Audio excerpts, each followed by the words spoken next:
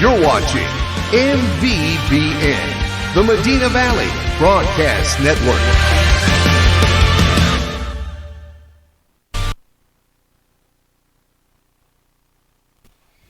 Good evening and welcome to Panther Stadium here at Medina Valley here in Castroville, Texas. I'm Jared Lucky along with Maury Stein, and Jeff Stivers is with us as well. And we're getting ready for another edition of the Black and Blue Bowl, Hondo against Medina Valley. And Hondo comes into this game with a record of 1-1, coming off a victory against Lytle last week. Medina Valley comes in 0-2, looking for their first victory of the game. They lost to Waco La Vega the first game of the season, and then losing to Bernie last week 7-6, a tough loss. But Maury, nice night for a ball game. Nice night to get your first win. Couldn't ask for a better evening in South Texas. Clear skies, little bit of a breeze blowing from our right to our left. But before we get things started, I would like to send out a birthday wish to Jared's future mother-in-law. Happy birthday, and happy birthday to my brother, who is the longtime PA announcer here at the Medina Valley Panther football and baseball game. So happy birthday to those two and everybody else who's having a birthday today. Happy birthday to them, Jared. But back to business. We always said it doesn't matter, what the records are. When that team comes from the West and has the big white H on their helmets, it's always a good ball game, and that's what I think we're in store for this evening. Yeah, I think you're right, Maury, and it's a nice evening here for a ball game. So a few clouds in the sky, but no chance of rain here this evening. There is a little bit of wind blowing from right to left, so that could play a factor later on in the ball game, but it's a little bit cooler than it's been recently, and so we're getting on in, starting to get close to fall here, and it's starting to get a little better weather for some football. You can always tell in the mornings. It's at 7 o'clock. You used to be able to see pretty good, but it's the days are getting shorter. That means fall's right around the corner, and to me, when that happens, Jared, it's football season. It's time to strap on the pads and get ready to go. The Panthers, unfortunately, have been on the short end the last 2 weeks. A tough matchup loss last week against Bandera when the Panthers physically beat the Greyhounds, the Greyhounds up and down the field, but not where it counted on the scoreboard. Yeah, you're exactly right, Maury. And let's go ahead and take a quick break, and then we'll come back and set up the game for you and give you the starting lineups. You're listening to Panther Football, brought to you by North Park Chevrolet, and we will continue here in just a moment. This is MVBN, the Medina Valley Broadcast Network. Come see why North Park Chevrolet is San Antonio's highest-rated Chevrolet dealership. You'll get upfront posted pricing with no surprise dealer add-ons on over 500 award-winning vehicles, like a new 2020 Colorado Crew Cab V6 posted at just $24,999, or a 2019 Silverado Crew Cab V8 Texas Edition, leased for $350 a month with zero down, or get 0% financing for 72 months. Plus, get a no-charge spray and bed liner and window tint. With deals like these, it's easy to see why more people are buying from North Park Chevrolet than ever before. Find new roads and experience Chevrolet, the North Park way. A J.D. Power 2019 Dealer of Excellence for the customer sales experience. 10 minutes outside Loop 410 in Castroville or at npchevy.com. Highest rated dealer based on sales volume and customer satisfaction. Call 210-640-3184 for full price details. For J.D. Power 2019 DOE information, visit jdpower.com/DOE. Headed out to the game? Then make a stop at your local Valley Mart convenience store. With 12 area locations, Valley Mart is always right around the corner. Fuel yourself and your vehicle with quality branded gas and diesel, snacks, and fountain drinks. Always convenient, well lit with clean restrooms. Valley Mart, family owned and operated since 1984, and a proud supporter of Medina Valley athletics and area youth sports for over 30 years. Garner Abstract and Land Company, the title company with professional service and a personal touch. Garner services real estate transactions, buying, selling, and construction loans for commercial and residential. They specialize in land development and farm and ranch. Garner, offering a commitment to professionalism, confidentiality, and personal service combined with the latest technology. Garner Abstract and Land Company will work to earn your trust. Garner Abstract and Land Company, 830-346-1367. You're watching Medina Valley Football. This is the Medina Valley Sports Network. Welcome back here to Panther Stadium as we're still about 10 minutes from game time. Neither team out on the field yet, but Maury's got Medina Valley starting lineups, and I'll turn that over to him now. We'll go with our defensive side of the ball first. One of the defensive tackles, Trace Ferguson. The other defensive tackle, Alex Medina. And he will be splitting time with Zach Hecker. I believe Zach Hecker may do the starting this evening, but Alex Medina will rotate in there as one of the defensive tackles. At defensive ends, you have J.J. Marty and Joe Tarvin. Linebackers tonight will be Grant Snyder and Taylor Weir. The Rover will be Devin Stubing. The Bandit will be Tyler Mangum. Cornerback will be Tanner Bippert. The other cornerback, Noah Ragosa. And the free safety, Dawson Griffin. On the offensive side of the ball, we have a couple of changes in the wide receiver area.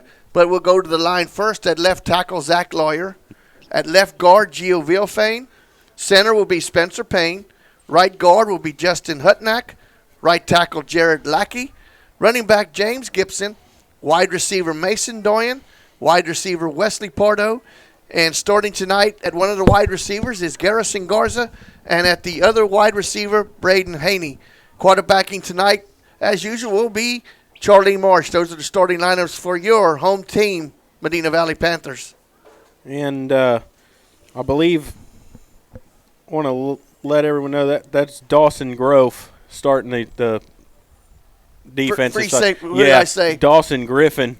I want to make Dawson sure we get Grove, that one excuse right. me. Yeah, so sorry about that.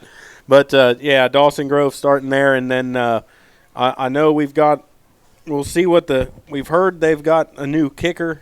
As far as we've heard, I believe they pulled somebody from the soccer team to kick, if that's right. Pablo Sandoval, number 19, is supposed to do the kicking for the Panthers tonight, so we'll see how that plays out also, especially with some wind blowing here at the stadium. That could be a factor later on. Well, and, your special teams is still one-third of the ball game. And, you have to win in all three facets, and Medina Valley is trying to trend in the right direction. We'll see how it works this evening as the game goes on. But, Jared, just going back to last game, I know there was a missed extra point, and the difference in the ball game was 7-6, but that missed extra point was not the reason Medina Valley did not win that ball game. Medina Valley had all the opportunities on the offensive side of the ball and, just needed steel-toe boots because they shot themselves in the foot time after time after time with penalties and getting back behind the sticks. No, you're exactly right, Maury. The penalties from last game were the biggest issue. And so, this is your last tune-up game really before district play starts, as you have Lockhart coming here to Panther Stadium next week. And so you want to clean all that up now. You don't want to have another game like that as far as the sloppiness goes.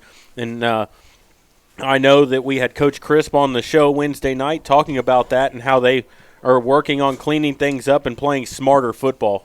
Well, and, Coach Crisp said all the right things, He put the onus on the coaching staff and said we got to have them better prepared. And, those kind of mistakes are fixable, but we have to get them mentally ready to play. And he said, most of the blame – falls on himself. He said we thought we were ready to go, and we just didn't go out there and perform like we were supposed to, and we're going to clean things up. And, that's all you can ask for the coaches to do to, when something goes wrong, hey, you take onus and you own up to it. And when something goes good, you do the same thing. So a lot of positive things came out of the coaches show with the volleyball and the football. A lot of positive young men and positive coaches, Jared, and I think Medina Valley's trending in the right direction. Yeah, exactly. And speaking of volleyball, they traveled to Harlan this evening. I believe that was a 7 o'clock start.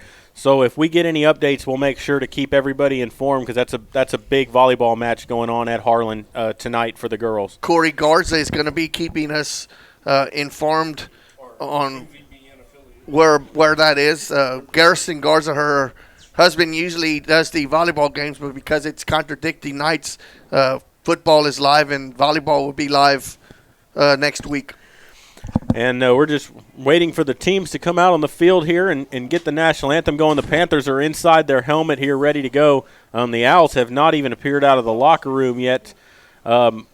for the Panthers, but it looks like Medina Valley is going to be wearing all black tonight. They'll have on black jerseys, black pants with the white numbers and white letters on the front, the black helmet with the orange MV and the Panther logo, and then on the other side they've been wearing that number on the side of their helmets this season, something different that we haven't seen from a Medina Valley team in the past. And Hondo has not come out of the locker room, but I would imagine they're wearing their white jerseys and blue pants. Jeff made a point. They are in all navy blue, Really? or royal blue, whatever. They're dark gray jerseys, Oh, they're wearing gray tonight. dark gray and navy blue pants, but that's a UI. But that's supposed to be a violation. You're supposed to have They may different. have changed. But we'll see what happens. Yeah, but we'll see what they come out with when they come out of the locker room here in a minute. But you can bet one thing, they're going to have the big white H on the helmet. well, there they come in all blue. No, they're in dark gray on blue. It looks like. Well, we'll wait and see here, but that looks a lot. I mean, they're wearing dark uniforms, and Medina Valley's wearing dark uniforms, and that's not. I don't understand that because that looks too similar to me. It does to me too. Yeah, Jeff's right. Those are very dark gray. They're almost like a gunmetal gray color, and with the blue pants and the blue helmet. And, I mean, honestly, you cannot tell that's gray unless that sun's really shining on it. Well, and it's going to get worse as the time goes on when the sun goes down. It's going to be hard to, it's going to be a tough time for the quarterbacks is what it's going to be to find, do you throw into the right side? Because usually one team has to wear white and the other team is in the darker colors. Here we have two teams that are wearing basically Very all similar. dark, basically the same. And, we had just talked about tradition and stuff as it goes. Hondo is always traditionally wears their blue or their white. Here we're seeing something totally different about a team that we just said is constant and keeps it the same. Now we're seeing Hondo come out in a different color uniform. Yeah, you're exactly right. And one of the things is here, I know that Hondo is a 4A school, but they don't dress a lot of players. In fact, it almost looks like there's less on the field than what's on their roster here. But nonetheless, yeah, it is dark gray jerseys with white numbers, white letters on the front, and the blue pants, blue helmet with the white H on the side. And Medina Valley fixing to come out of their helmet that they run through. Pretty good crowd on hand here. Big crowd on hand for the Panthers. Packed house here as normal. Bands down in the end zone. Hondo crowd pretty full on the other side. And here comes Medina Valley on the field for the second time at home this season. And a reminder to everyone that they will be home next week, too, against Lockhart starting district. But tonight, hopefully the Panthers here can get on the winning track, get that first win of the season. For a new coach coming in, that would be the biggest relief, is just get that first W and then move on with your season. Set the tone tonight for the rest of the season. Get your first victory, and how nice would it be to get, the first victory against Hondo. And, Jared, just looking across to the other side, we thought Hondo was going to have kind of a sparse crowd, but they're still filing in. Yep. And by game time, we're probably going to have a packed house here at Medina Valley. Yeah, you're exactly right, Maury. Traffic is still pretty brutal even at this time. Yeah, you can see it lined up on 471 right there, still coming in. So, and we're going to get ready for the national anthem. We'll wait until the color guard gets out on the field before we start. We've been taking a break a little bit early, and we have to take about a 5-minute commercial break. So we'll stay right here for a little bit here. It looks like they're going to do the national anthem before the coin toss. Any keys to the game? And, keys to the game. Biggest key to the game to me is going to be, can Medina Valley clean up their play? And I don't mean so much with false starts and stuff, the big 15-yard penalties and the almost bonehead kind of penalties that they were getting in those last games, unsportsmanlike conducts, things that you really cannot have as a football team. Well, the keys, I think, on the defensive side of the ball is you need to contain Mr. Garcia, the quarterback, and then the running back also was in the sports page last week for game ball. So you cannot let those two guys take control and get beat by two of the guys on offense, and I think the defense will be up for the challenge. Offensive side of the ball, Jared. Finish drives. That's all. That's absolutely. That's it. Finish drives, and I think one of the keys is going to be can that offensive line for Medina Valley give James Gibson some room to run, and if he can run, that's going to open up the passing game that we've seen the Panthers be able to throw the ball so far this season. I watched the second half of last week's game, and they're undersized.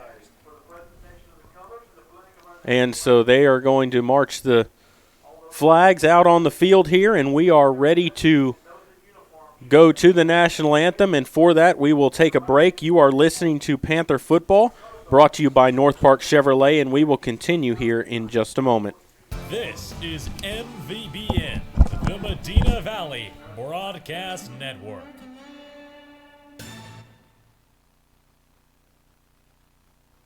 Peerless Equipment, your South Texas irrigation experts. Peerless Equipment specializes in sales and service of irrigation equipment to the agricultural and wildlife industries. This includes hose reels, big guns, pivot systems, underground pipelines, turbine well pumps, booster pumps, motors, valves, and an inventory of much more. Stop by one of their locations in Hondo and Pearsall, or give them a call at 210-434-7867. Peerless Equipment, bringing water to you. Are you ready for a vacation? Tanya with Travel by Design can help you with all your vacation destination needs. At no cost to you, she can plan all of the details tailored to your unique wants and needs. So all you have to do is enjoy your vacation. Tanya is a certified expert with Disney, Universal Orlando, and California, Sandals, and all cruise lines. Give Tanya a call at 830-931-4834 or visit her Facebook page, Tanya with Travel by Design, for all the latest specials and must-do vacations. Medina Electric Cooperative was built by this community 80 years ago. And for 80 years, we've delivered safe, reliable, and affordable energy. We're proud to be a part of this community and to serve beyond the power lines. You can find us supporting your kids' Little League, sponsoring school events, hosting safety presentations, and so much more. We're honored to belong to this community. Keep up with Medina Electric.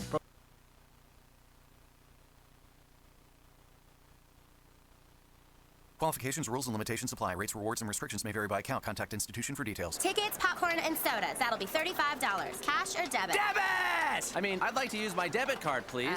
Can I do it? Okay. All right! Swiping now! What if paying with your debit card was always this exciting? Kasasa Cashback is a free checking account that pays you for everyday debit card purchases every month you qualify. Plus, with ATM withdrawal fee refunds nationwide, that's a lot of extra cash to spend on whatever you like. Ask for free Kasasa checking at Community National Bank. Member FDIC. You're watching Medina Valley Football. This is the Medina Valley Sports Network. We're back here at Panther Stadium, both teams out on the field, and we're ready to get this ball game going here as they've done the national anthem. Referees for tonight's game, head referee is Brock Pittman, umpire is Brad Markham, the head line judge is Ryan Duffy, line judge Tim Yarborough, the back judge is Wade Wagner, field judge is Akinwale Oguntudo, and the side judge is Monty Bippert. And so those are the referees and the lineups for tonight's game. Monty Bippert? Yep, Monty Bippert. Mr. Hondo, Monty Bippert. And the captains for both sides coming out on the field from Medina Valley, you have number 63, Zach Hecker, number 61, Gianmarcos Villafane, number 14, Devin Stubing, and number 83, Garrison Garza. For the Hondo Owls out on the field, as soon as I can see their numbers, I will read them off to you. Looks like number 63, that's Mason Bragdon. Number 67, Nick Garza. And I cannot see the other two right now. And we'll get those as soon as we do, but they're out there for the coin toss right now, but I'll get those other two captains for you in just a moment. Looks like number 5, Brandon Garcia. And the Panthers won the toss, and they will defer. Actually, that's number 6, Jackson Pimentel. And number 67, well, we said 67, Nick Garza.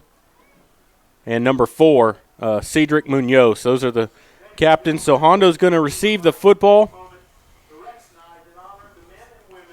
And Hondo will We'll see their offense first out on the field, so we'll see what they can do against this Medina Valley defense. It's been very good so far this season, only allowing Waco La Vega to score 28 points. That's a high-caliber offense. And then you've got the Panther defense that also only gave up 7 points to Bernie. And, I mean, only giving up 7 points in this day and age against the type of offense that Bernie ran with the spread and liking to throw the ball, that's a pretty good job by the defense Medina Valley put out there, especially having a short field to work with a lot of times and still only letting them score 7 points. I like the decision, push your defense out there first. Yeah, I do too, and I always like getting the ball first in that second half, especially, you know, that first drive of the second half is always so key, especially depending if it's a very close game at halftime. You like having that ball first, especially if you can score before the end of the half and get a little momentum going in the locker room, try to carry that back out. And so Hondo will receive. The Panthers will be kicking from right to left. Number 19 for the Panthers, Pablo Sandoval, is in to do the kicking, so he'll tee it up at the 40-yard line. Back deep for the Owls, number 3, Caden Lentz, and number 4, Cedric Munoz. Right-footed kicker is set to go. He'll be kicking with the wind at his back. First kick of his high school football career right here, and he will boom it down the field. End-over-end kick will be taken at the 6-yard line by Munoz. Starts up to the 15-20. Breaks one tackle and goes forward to about the 21-yard line, where the Hondo Owls will start 1st and 10 with their first drive of the ball game. 54 making the first contact for Medina Valley, along with Cody Shearhart for the Panthers. So a good job on special teams. And so here comes that Hondo offense out on the field. Number 22, your deep back, Trey Dickens, in the I formation.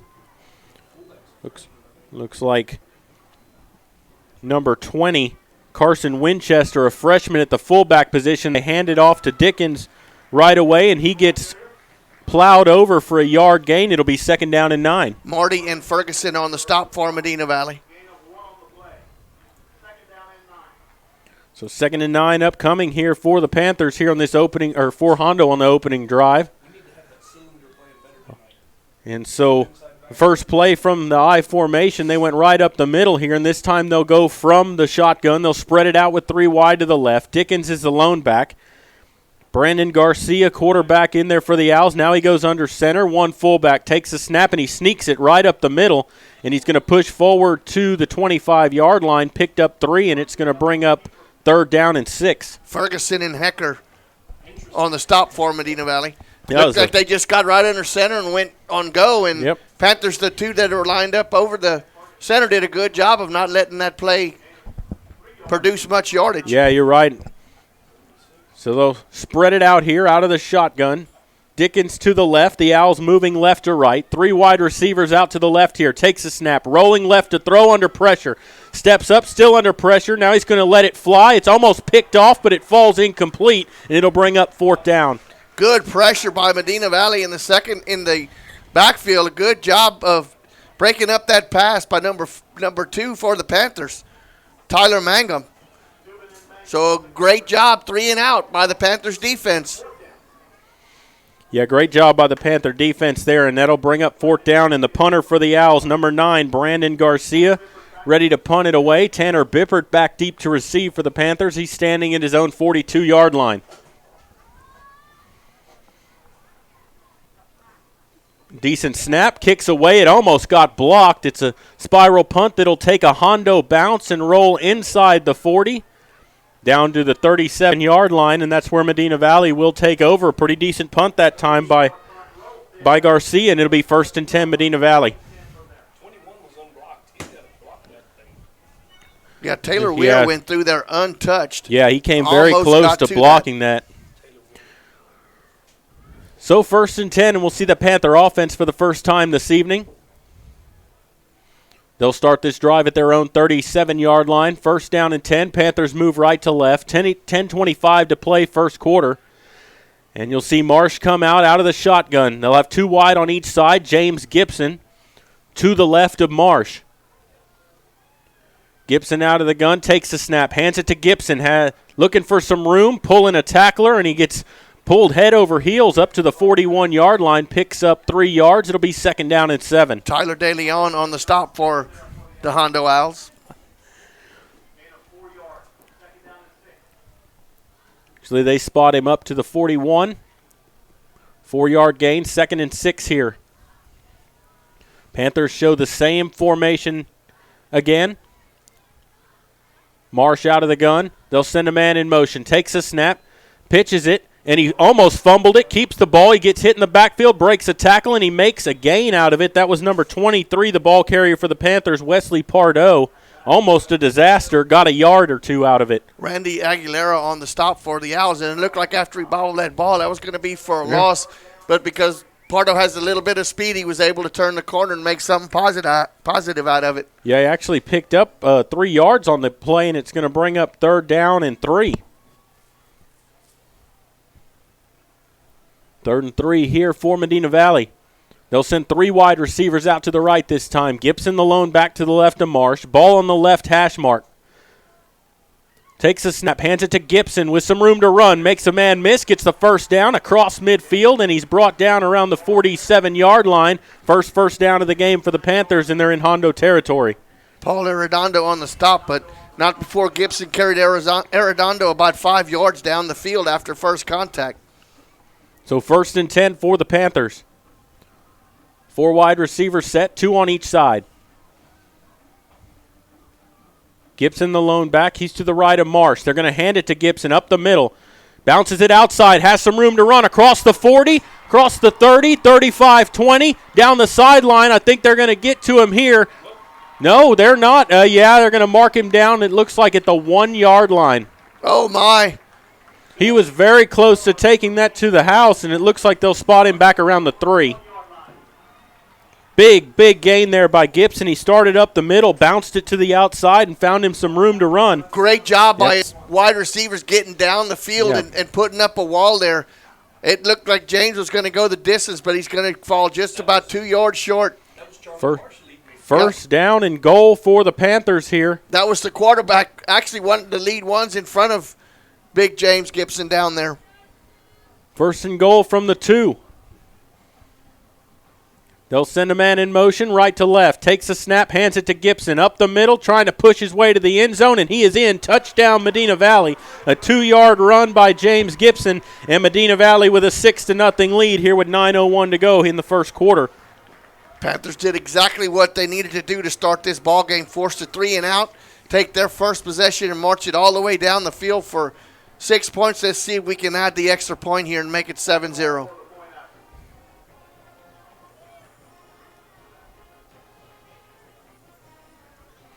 And so Sandoval, high snap, they get it down, and he kicks it up and good.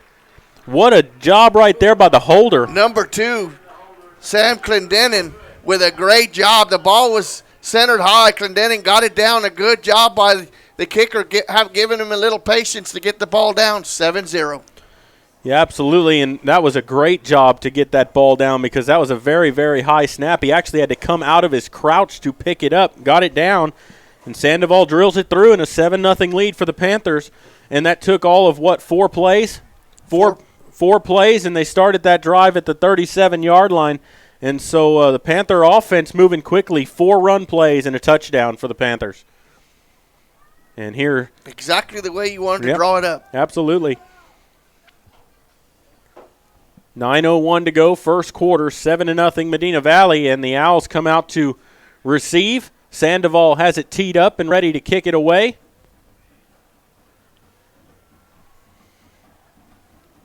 Aaron Ledesma and Cedric Munoz back deep to receive for the Owls.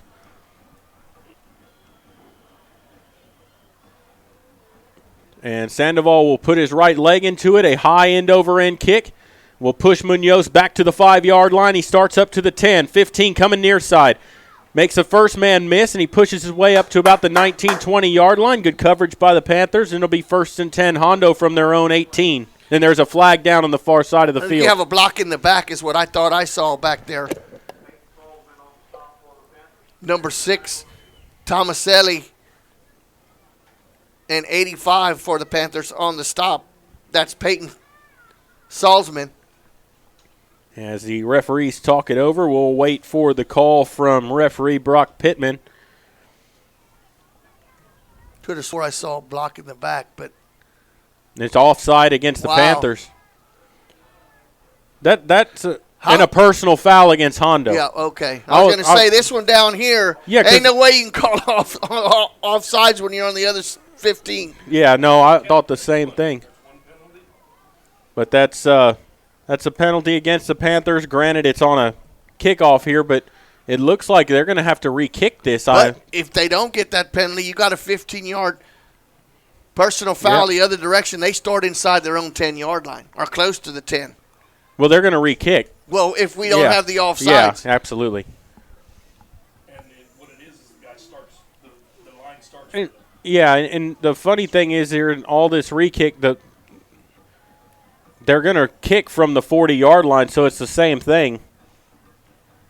Yeah, but just offsetting penalties. You just redo the play. Yep. Usually advantage goes to the receiving team. And Sandoval will get ready to kick it away.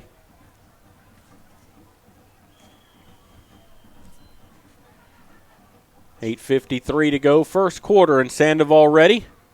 High end over end kick. Munoz takes it at the 7. Starts up to the 15, looking for some room to run up across the 20 to the 21, and he's swarmed over by the Panther return team. And it'll be 1st and 10, Hondo from their own 21-yard line. Same result. Salzman and Tomaselli on the stop. Almost the exact same replay. Yeah, it sure was. Same guy returning the punt, the kickoff, and the same two for the Panthers on the tackle.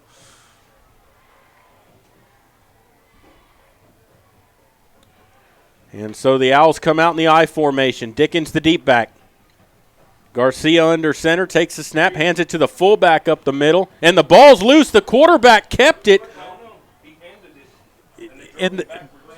Now they're going to call forward progress. It stopped. It's no gain. But the funny thing is like it looked like he was surging upfield, and then all of a sudden the ball was loose back around the 20. Grant Snyder on the stop there for Medina Valley. Ripped the ball out, but the whistle had already blown the play dead. So it's no gain on the play. It's 2nd down and 10. Out of the I formation again. Winchester is the fullback, the freshman. Garcia under center. 2 wide receivers here out of the I. Takes the snap. Rolling out, looking to throw. Sets up, fires against his body. Incomplete, in and out of the hands of his intended receiver, Caden Lentz. That's a ball that should have been caught right there for a Hondo first down. Yeah, he threaded that in between Dawson Groff and Noah Rodriguez. Ball fell to the turf, though. It's going to bring up 3rd and 10. Yeah, absolutely. And that was a good throw by Garcia, against his body, turned and set his feet, fired it upfield. Unfortunately for him, Lentz couldn't hold on to the football because he put it right in his chest. It's going to be 3rd down and 10 here for the Hondo Owls. 3 wide out to the left here for the Owls.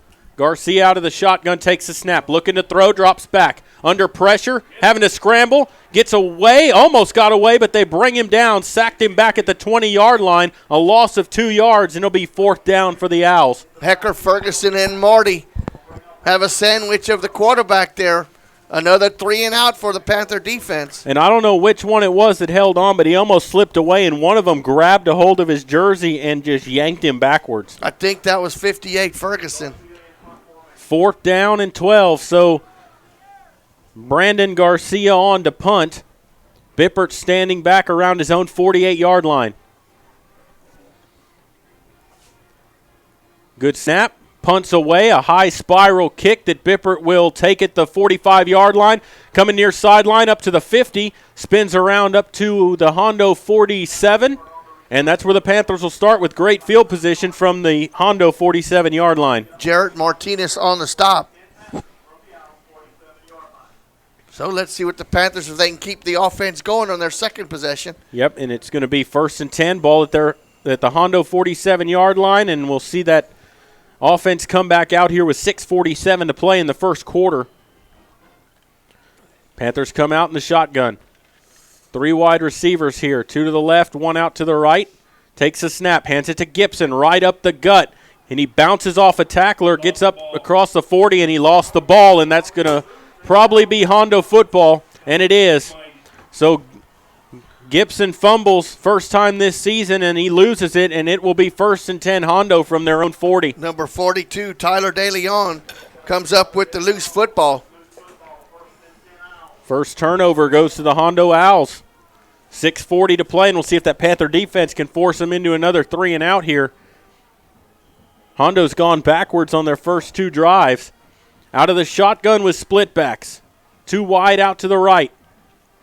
Takes the snap, hands it on, keeps it Garcia, and he gets hit right away and brought down at the 41-yard line. A gain of 1, 2nd down and 9. Great job by J.J. Marty turning the play inside and making the stop on the quarterback.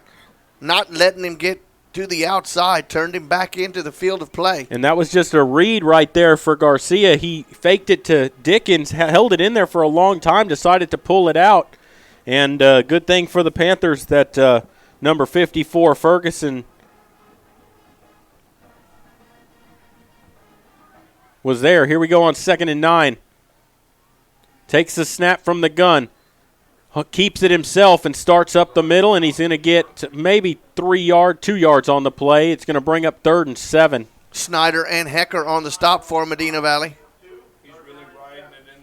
Yeah, he's holding that ball in there a long, long time. That time it was Carson Winchester.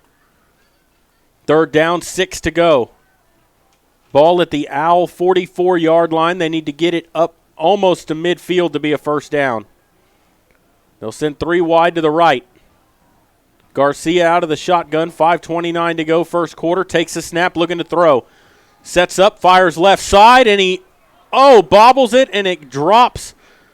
Number 21 in the coverage that time for the Panthers, Taylor Weir, and he was beaten. If that ball is thrown on the money, he catches that with a lot of room to run. Number 20, Logan Gill, actually had good position for the Hondo Owls. The ball was thrown just a little wide of him, and he could not bring it in, as Weir tried to cut off the pass play but misjudged the height on the football. So a break for Medina Valley there down the field. Another 3 and out for the Hondo Owls.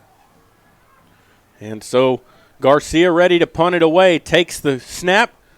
Spiral punt that's going to bounce and take pretty much dies where it landed there, right around the 30-yard line. It went horizontal instead of vertical, and it'll be 1st and 10 Panthers from their own 30 with 5:09 to go in the first quarter. Couldn't really say anybody got a break on that one, as that one went straight to the sidelines when it hit. Bounced at the 31-yard line, maybe rolled down to the 30, about 1 yard deeper. And here comes that Panther offense back out on the field.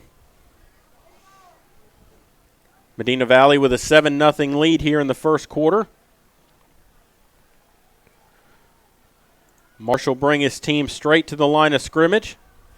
Out of the shotgun. 3 wide receivers left side. Marsh takes the snap. He's going to keep it himself up the middle. Gets up to the 35, 36-yard line. A gain of 5 yards on the quarterback keeper to bring up 2nd and 5. On the stop for the Hondo Owls was Ethan Rodriguez. And that's something that when Charlie kind of mentioned at the coaches show, that he likes that little quarterback draw there. Same formation here for the Panthers. Marsh out of the gun. Takes a high snap, hands it to Gibson. Tries to bounce it outside, room to run, and he gets caught from behind around midfield, but he's got the 1st down, a pickup of about 16 yards, and it'll be 1st down Medina Valley from the Owl 49. Shoestring tackle by Hernandez, or Gibson is off to the races. And I'd like to point out that in the last few years, we've seen Gibson have some big games against the Owls running the football. 1st down, 10 to go here for the Panthers. Out of the shotgun with split backs, Pardo and Gibson. Takes the snap, hands it to Pardo up the middle. Tries to break a couple of tackles, and he pulls a couple with him down to about the 42-yard line, picks up 7 yards. Tyler DeLeon on the stop. A good burst there by Wesley Pardo. We haven't seen that from him in a while. He was running hard on that play. Broke a couple of tackles up the field. Yeah, and it's 2nd down and 3 for Medina Valley. I'd like to point out Medina Valley's run the ball every play so far in the ball game. 2nd down and 3. 4 wide receivers here, 2 on each side. Takes the snap. Going to throw right now, complete. First down, makes a man miss, and he's going to get knocked down around the 20. That was number 18 for the Panthers, Braden Haney, who is first time playing here in about 3 years. Is that right, Maury? Yes. And he gets it down to the 19-yard line where it'll be 1st and 10 for Medina Valley. He had to finish his conditioning drills and other things like that before he became eligible to play here in Game 3. 1st and 10 for the Panthers. Marsh takes the snap, hands it to Gibson around the right side. He's got some room inside the 10, cuts it up the field. He's going to get brought down inside the 5, around the 3-yard line. It'll be 1st and goal, Medina Valley. Cedric Munoz on the stop, and I would not want to be somebody when James Gibson gets ahead of steam.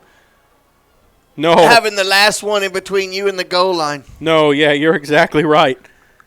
Especially with the size differential. And you've heard him talk. He wants to lower his shoulder and run someone over. He wants to deliver the contact. 1st and goal. Ball spotted at the 4-yard line. Takes a snap, hands it to Gibson, looking to the left side, breaks a tackle, stretches the ball out, and he gets it down inside the 1, but it'll be 2nd down and goal as he's just short of that goal line. Just a little short, maybe the length of a football, Jared. Yeah, and he stuck, you could see with one arm, stuck that ball out at the end trying to break the plane. Just couldn't quite get there. And it'll be 2nd down and goal with 2:19 to go, first quarter. Out of the shotgun. Gibson the lone back. They'll send Pardo in motion left to right. Takes the snap, hands it to Gibson up the middle, and he will march in for the touchdown. A 1-yard touchdown run for James Gibson, and that'll make it 13-0 Medina Valley. 1 minute, 59 seconds to go here. And so far in this game, that Panther offense running the football has looked very well. But, Jared, it's kind of the same thing as we saw last year when Medina Valley played Hondo. The Owls had no answer for number 45 at all. And it looks like it's the same thing. You know, J.J. Morty doing the centering, Clendenden doing the holding, and the new kicker, Sandoval. And he has it blocked right up the middle. That's not on him. They came number 63 for the Owls. Mason Bragdon came right up the middle to block that, almost untouched, just right through. Very seldom, Jared, do you see it come from the middle. A lot of times you see it come from the outside. That was right down the pipe. Down the pipe. Yeah, absolutely, and that's blocked. So 13-0 is your score with 1:59 to play here in the first quarter. And the volleyball game, we got a report, is just now getting underway. It was supposed to be a 7 o'clock start, but there was a game beforehand. Yeah, because they share that gym with the other schools in that district. You know, it's a late start, so that's why we haven't given you any updates. It was supposed to be a 7 o'clock start.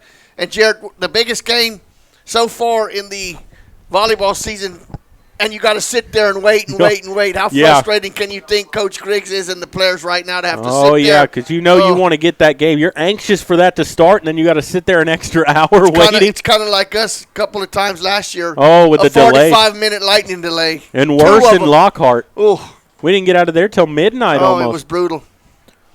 And so Sandoval ready to kick it away here. 1:59 to play, first quarter. Medina Valley now the 13-0 lead.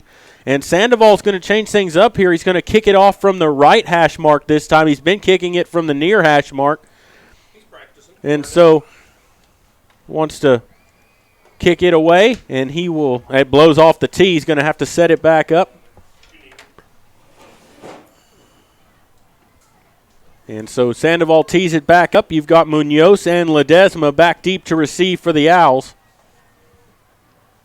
Sandoval's kick is away. Line drive kick that's going to drive it through the end zone for a touchback. And that will give them the ball at the 25-yard line. And so it'll be 1st and 10 Owls. And, that Hondo offense has not been able to get anything going so far. 3 and outs the first 3 possessions. Medina Valley scoring on 2 of their 3. The lone time they didn't score was on a fumble where James Gibson was trying to make some extra yardage, and he just got stripped at the end. So let's see if the Panthers can keep this stout defense going here. Yeah, absolutely. Out of the I formation. takes the snap. They're going to hand the ball off this time. That's number 22, Dickens, out of the backfield, and he's only going to get 1 yard trying the left side of that line. 2nd and 9 upcoming. Tripped up by Grant Snyder in the backfield.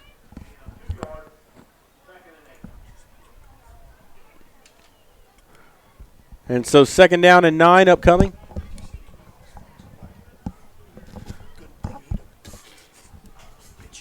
And so out of the I formation, 2nd down and 8 after a 2-yard gain. Oh. And that's a movement for the Hondo offense right there. It looked like that tackle on the far side. Actually, that was the tight end moving. Well, but it was the quarterback that got their own line moving as he kind of jerked a little bit and forced the tight end, or didn't force him to, but the tight end kind of was looking back at the quarterback, and when he saw him flinch on the hard count, he went, and that's just discipline right there, Jerry. Yeah, absolutely. And so out of the 5-yard penalty right there, it'll bring up 2nd down and 13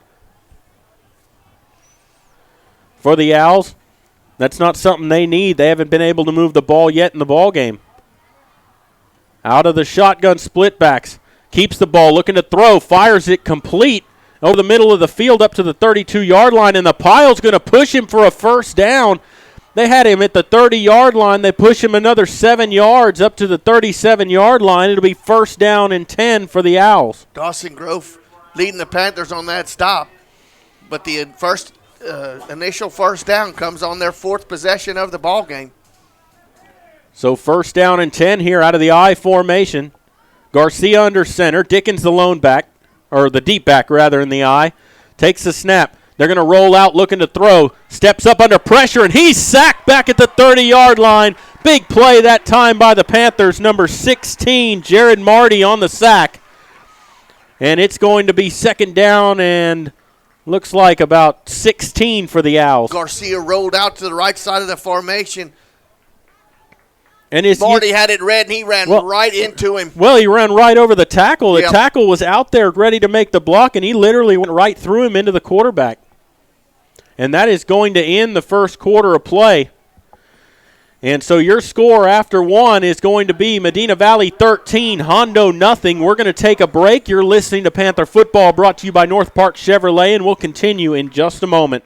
This is MVBN, the Medina Valley Broadcast Network. Security State Bank, your financial partner since 1925, with one simple goal: to be the best bank possible to the families and businesses of South Texas. Check out Security State Bank's competitive rates and services from local people you know and trust. Serving South Texas with 7 convenient locations, including 1726 Highway 90 East in Castroville. Call 830-538-9898 or online at securitystbk.com. Equal housing lender, member FDIC. You're watching Medina Valley Football. This is the Medina Valley Sports Network.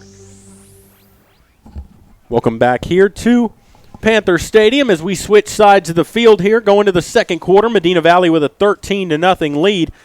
And Hondo will be moving right to left now in the ball game. And they will have it 2nd down and 16 at their own 31-yard line.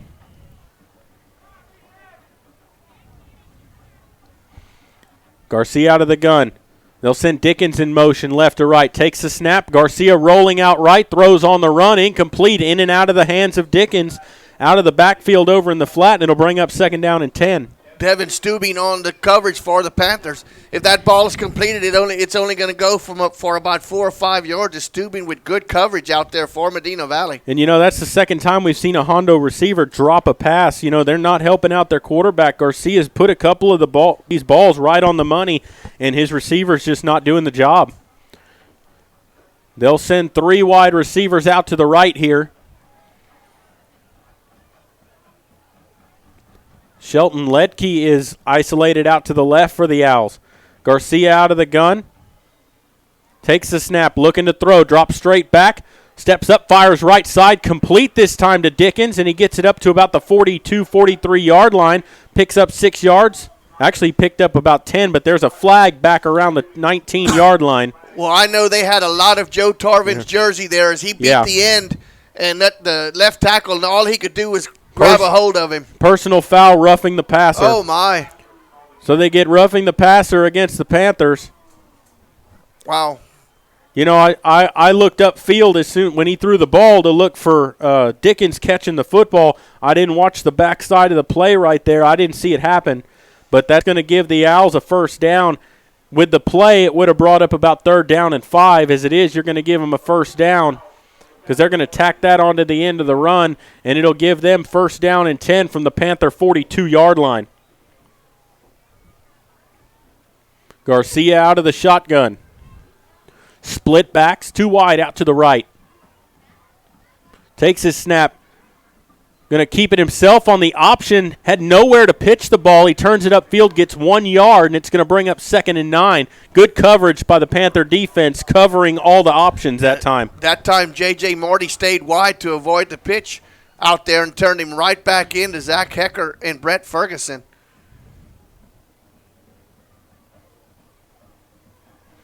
So 2nd down and 9 upcoming here out of the shotgun. Ball at the 41-yard line. 11-17 to play first half. Garcia changing things up at the line. Out of the gun, takes the snap, looking to throw, drops straight back, sets up, fires deep down the right side, goes up, and it's caught down the right sideline, and he steps out of bounds. He was blanketed down there by, was that Tanner Bippert on the coverage? Good coverage, but a better job by the receiver getting that ball right on the sidelines. Yep. And first and goal. Yeah, 1st and goal from the 5-yard line as he caught that and then stepped right out of bounds. And you know, like we said, Bippert had great coverage down there, even turned around, looked for the football, just somehow managed to go and get that. Out of the I formation. Garcia under center.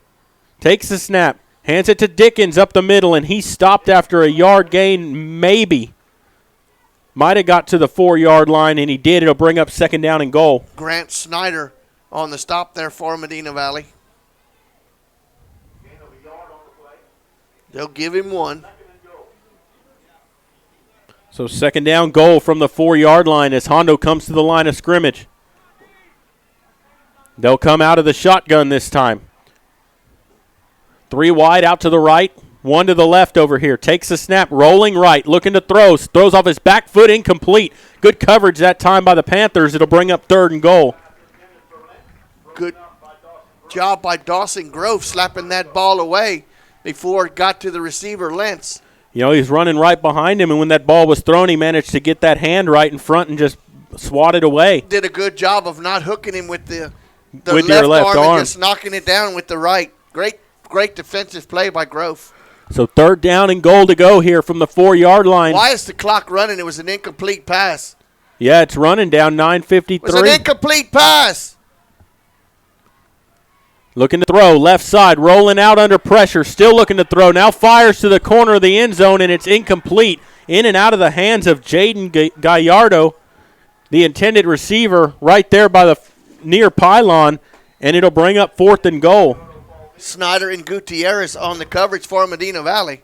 We'll see what the Owls want to do, and I think they took a timeout here, and they did. Hondo calls their first timeout, and with that, we'll take a quick break. Timeout is brought to you by Garner Abstract and Design, and we'll take a break. You're listening to Panther Football, and we'll continue in just a moment. Nobody can design, create, or maintain your lawn better than 3D Landscaping and Irrigation. With over 17 years of experience, owner Ray Doyen and his crew take pride in their craftsmanship and service. They're fully insured, offer free estimates, and multiple references, so you know you're getting the best. 3D does landscaping, lawn maintenance, irrigation, tree installation, lighting, and more. Whether it's residential or commercial, 3D Landscaping and Irrigation has you covered. Give 3D a call at 830-985-9115 or find us online at threedlandscaping.com.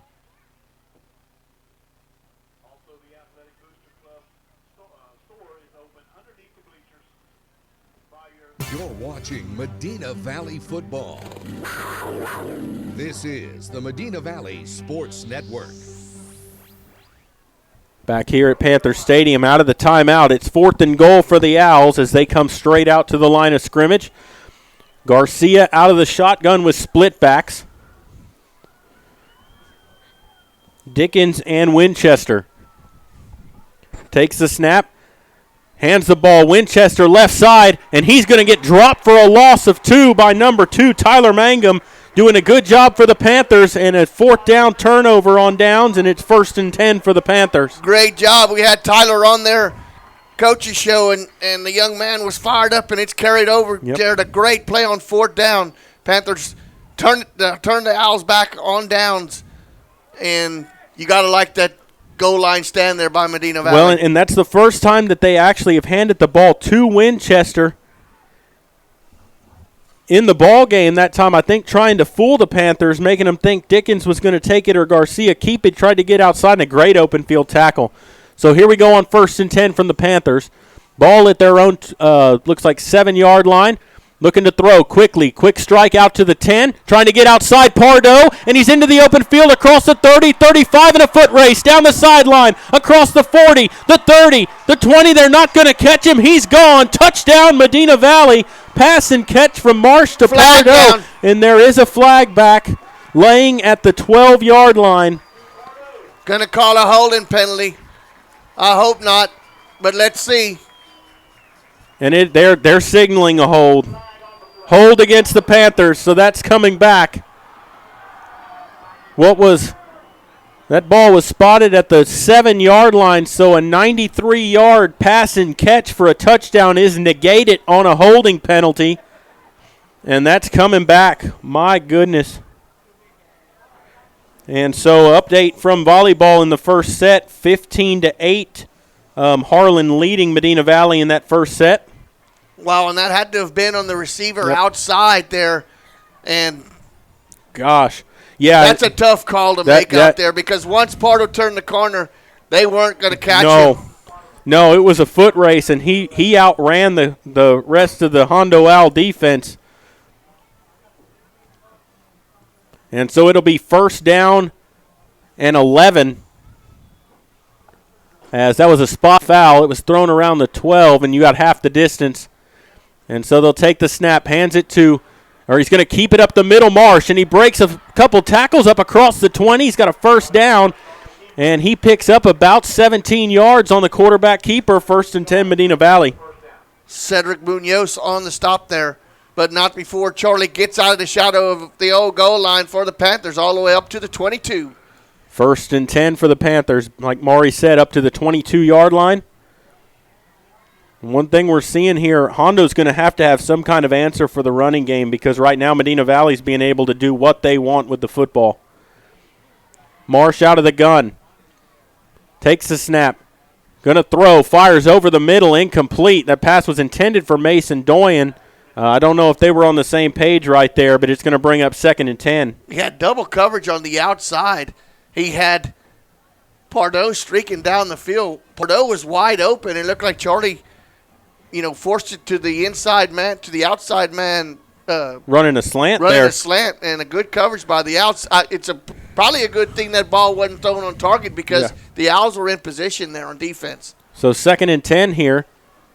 2 wide on each side of the formation this time. Panthers moving left to right here.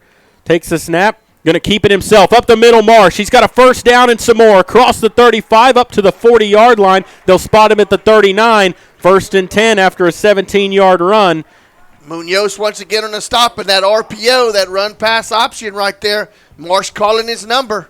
And doing a good job reading that with the fake to Gibson. They're keying on Gibson, and he's just pulling it out and shredding apart the defense right now.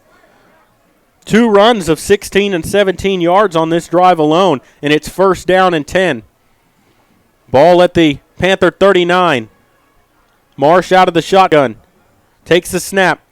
Going to hand it to Gibson. He's hit, and he falls forward. Somehow got 2 yards out of that because he was hit in the backfield and just pushed his way for a couple yards. Yeah, Mason Bragdon in the backfield.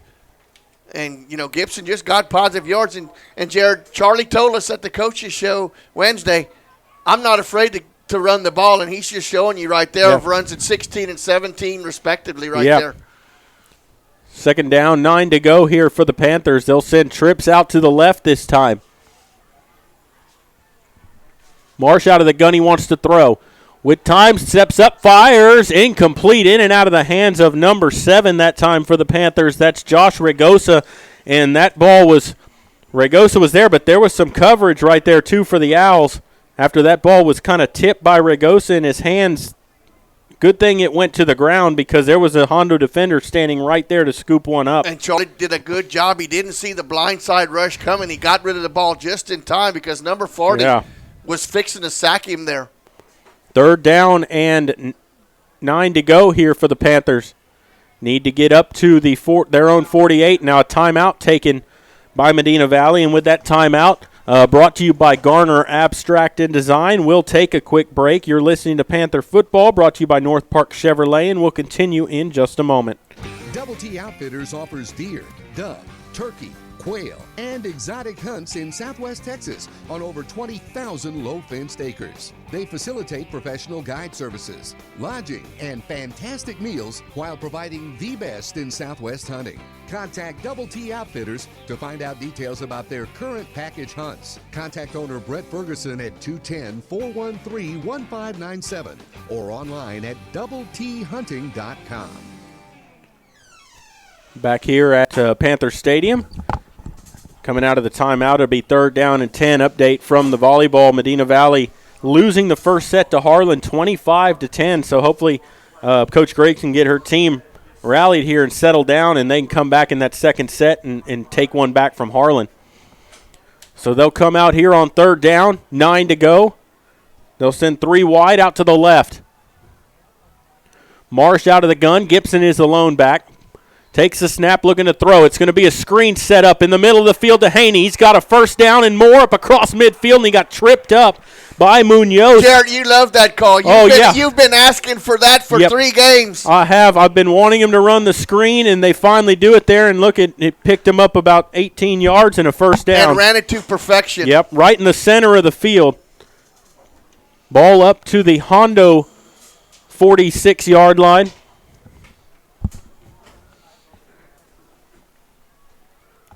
Out of the shotgun here. 2 wide receivers out right here for the Panthers. Takes the snap, hands it to Gibson. Actually, Marsh keeps it left side. He's going to get a little bit of running room. Gets it up to, looks like, gets it across the 40 to the 39-yard line. Picks up 7 yards and a 2nd and 3 coming up here for the Panthers. Well, Jared, I look at it this way. If you're going to try to take number 45 out of the ballgame like it seems like they're keying on him right now, Charlie Marsh is making the right calls there on that RPO option. Yeah, absolutely. So 2nd down and 3 upcoming. 6:36 to play here in the first half. Marsh out of the shotgun. Takes the snap. Hands it to Pardo up the middle, and he breaks through the line for a 1st down. Picks up about 8 yards. Gets it up to the 32-yard line. Tyler DeLeon on the stop. Good hard running there between the tackles by Pardo. 7-yard pickup, 1st and 10. Medina Valley on the move again. 1st down and 10 coming up here. As they come to the line of scrimmage, Pardo and Gibson, the split backs here out of the shotgun. Ball right in the center of the field. 2 wide receivers, takes the snap.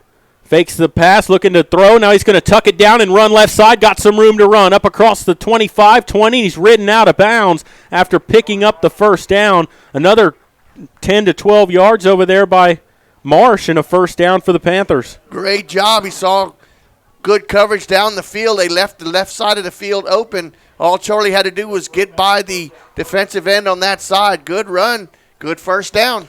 12-yard pickup as they get it up to the 20-yard line, down to the 20-yard line, 1st down and 10. About 40 yards of offense on the ground by his feet alone there, Charlie, this drive. 4 wide, 2 on each side here. Marsh out of the gun. Gibson is back. Looking to throw. Fires it complete over left side. Pardo trying to break a tackle, and he can't get away. He falls forward, picked up about 3 yards on the play. It's going to bring up 2nd down and 8 after a 2-yard pickup. Gallardo on the stop there on the outside for the Hondo Owls. Gets it down to the 18-yard line.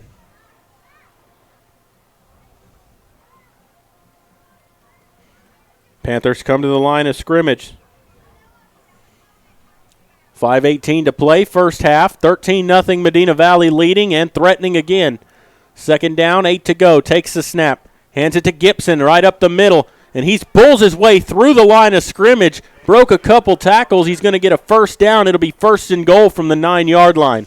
I was just going to say, Gibson's got to feel lonesome back there. He hadn't got the ball but once this series, and then you give it to the big man, and he pounds out a first down, 1st and goal. So 1st down and goal here for Medina Valley. Ball at the 9-yard line. Out of the shotgun, 3 wide to the right, ball on the left hash.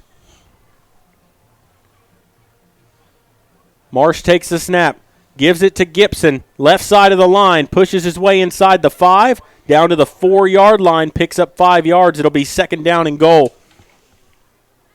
De Leon once again on the stop for the Hondo Owls. Arredondo also there on the stop. So 2nd down and goal from the 4-yard line. As the Panthers come back to the line of scrimmage. Out of the shotgun again. 3 wide receivers out right. Gibson the lone back to the right of Charlie Marsh. Marsh looking to throw. Looking to the right side. Under pressure now. He's going to roll out right. Lets it fly to Gibson in the end zone. Touchdown, Medina Valley. 2nd time this season that Marsh has connected with James Gibson for a touchdown pass, and Gibson has scored all 3 touchdowns for the Panthers, and that will make it 19-0.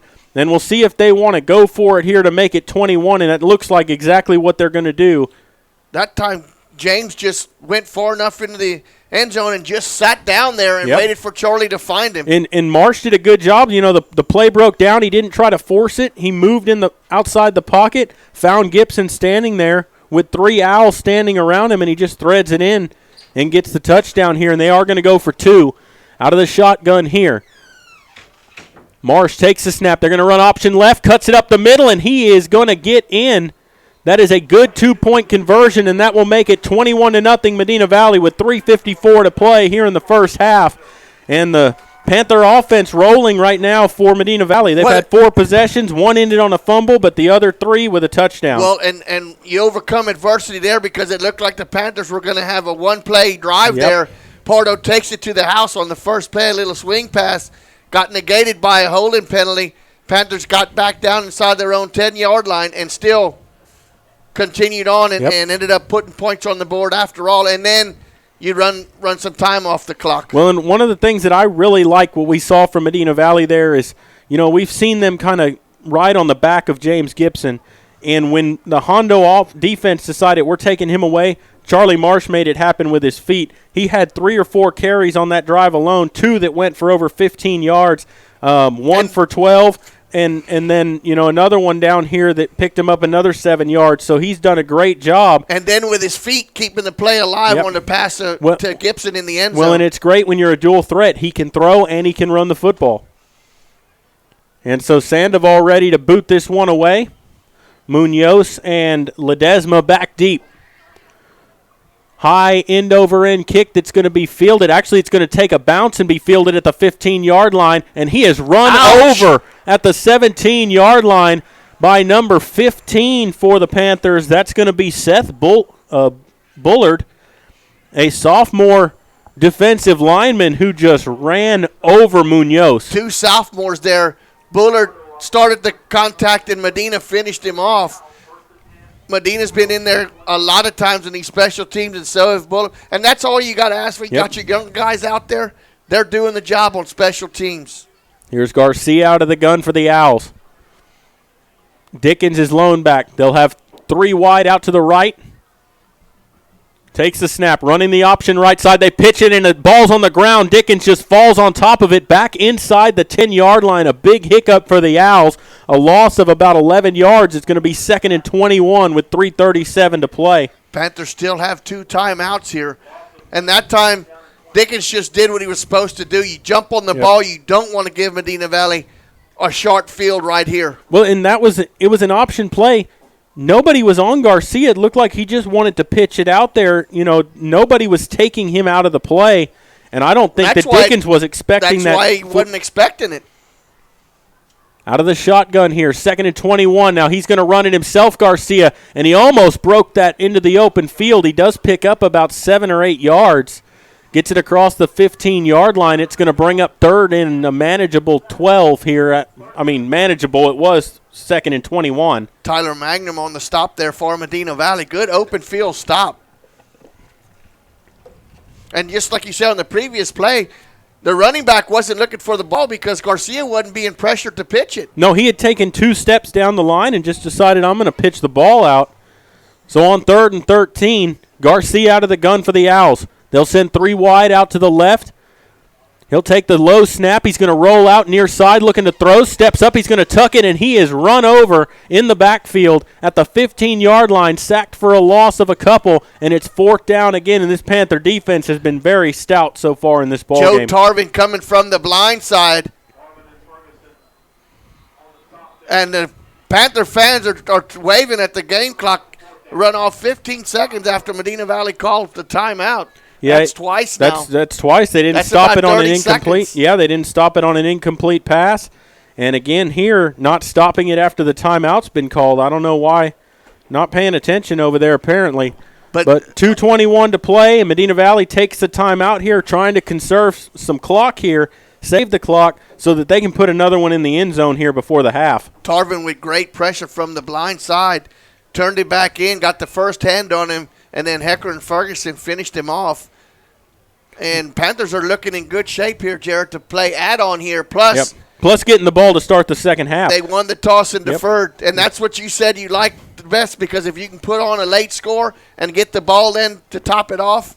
Yeah, especially if you can go in the locker room with a four touchdown lead, get that ball to start the second half and eat up a lot of clock on a drive. It just shortens your ball game right there and demoralizes a defense. Looking to punt here. Garcia standing at his own 3-yard line to punt it away. A good snap. He gets the punt away. A good spiral kick and Bippert's going to let it bounce. Probably should have ran up and fielded that, but it will bounce horizontal and be down at the 46-yard line of Medina Valley. Well, they'll have 1st and 10 with 2:11 to play here in the first half. I think Tanner might have been advised there. If you cannot make a good, clean catch, just let the ball go because we're still going to end up with good field position. Hondo hasn't stopped us yet. We stopped ourselves on one drive with a fumble. Yep. But other than that, the Panthers have scored. And so the Panther offense will come back out here. They have 1 timeout remaining, 2:11 to go. Plenty of time to get a 54-yard drive going here. Out of the shotgun, they'll send 4 wide receivers to start this, 2 on each side of the formation. Marsh out of the shotgun takes the snap. He's going to keep it himself, coming to the near side across midfield to the 45, and he's run out of bounds on the Panther sideline. A pickup of 9 yards. It's going to bring up 2nd and 9. Paul Arredondo running Marsh out of bounds, but did you see the lead block by Gibson down the field, the big tailback, fullback? Holy moly. They'll come back to the line of scrimmage here. The clock stops as Marsh went out of bounds. Wow, that was a bad spot. 2nd down, 9 to go. Takes the snap, hands it off Gibson, trying to bounce it to the outside. Turns the corner, puts his shoulder down and pulls his way for 6 yards. He just ran over a Hondo linebacker, and he gets about a 7-yard pickup. 1st down for the Panthers. Aguilera on the stop there, but he paid for that tackle. Well, and, they strung him out pretty well, and when he turned the corner, he just decided to put his right shoulder right into him and pushed him backwards. Out of the gun here, they empty the backfield. Gibson is in the slot receiver position outright. Marsh to throw with some time, fires, complete to Doyen as he turns upfield for a gain of about 7 yards, taken down right away. 2nd down and 3. Clock runs at 1:30 to go. Gallardo on the stop for the Owls. 2nd down, 3 to go. They'll come straight to the line here. 1:25 to play, first half. Marsh out of the shotgun.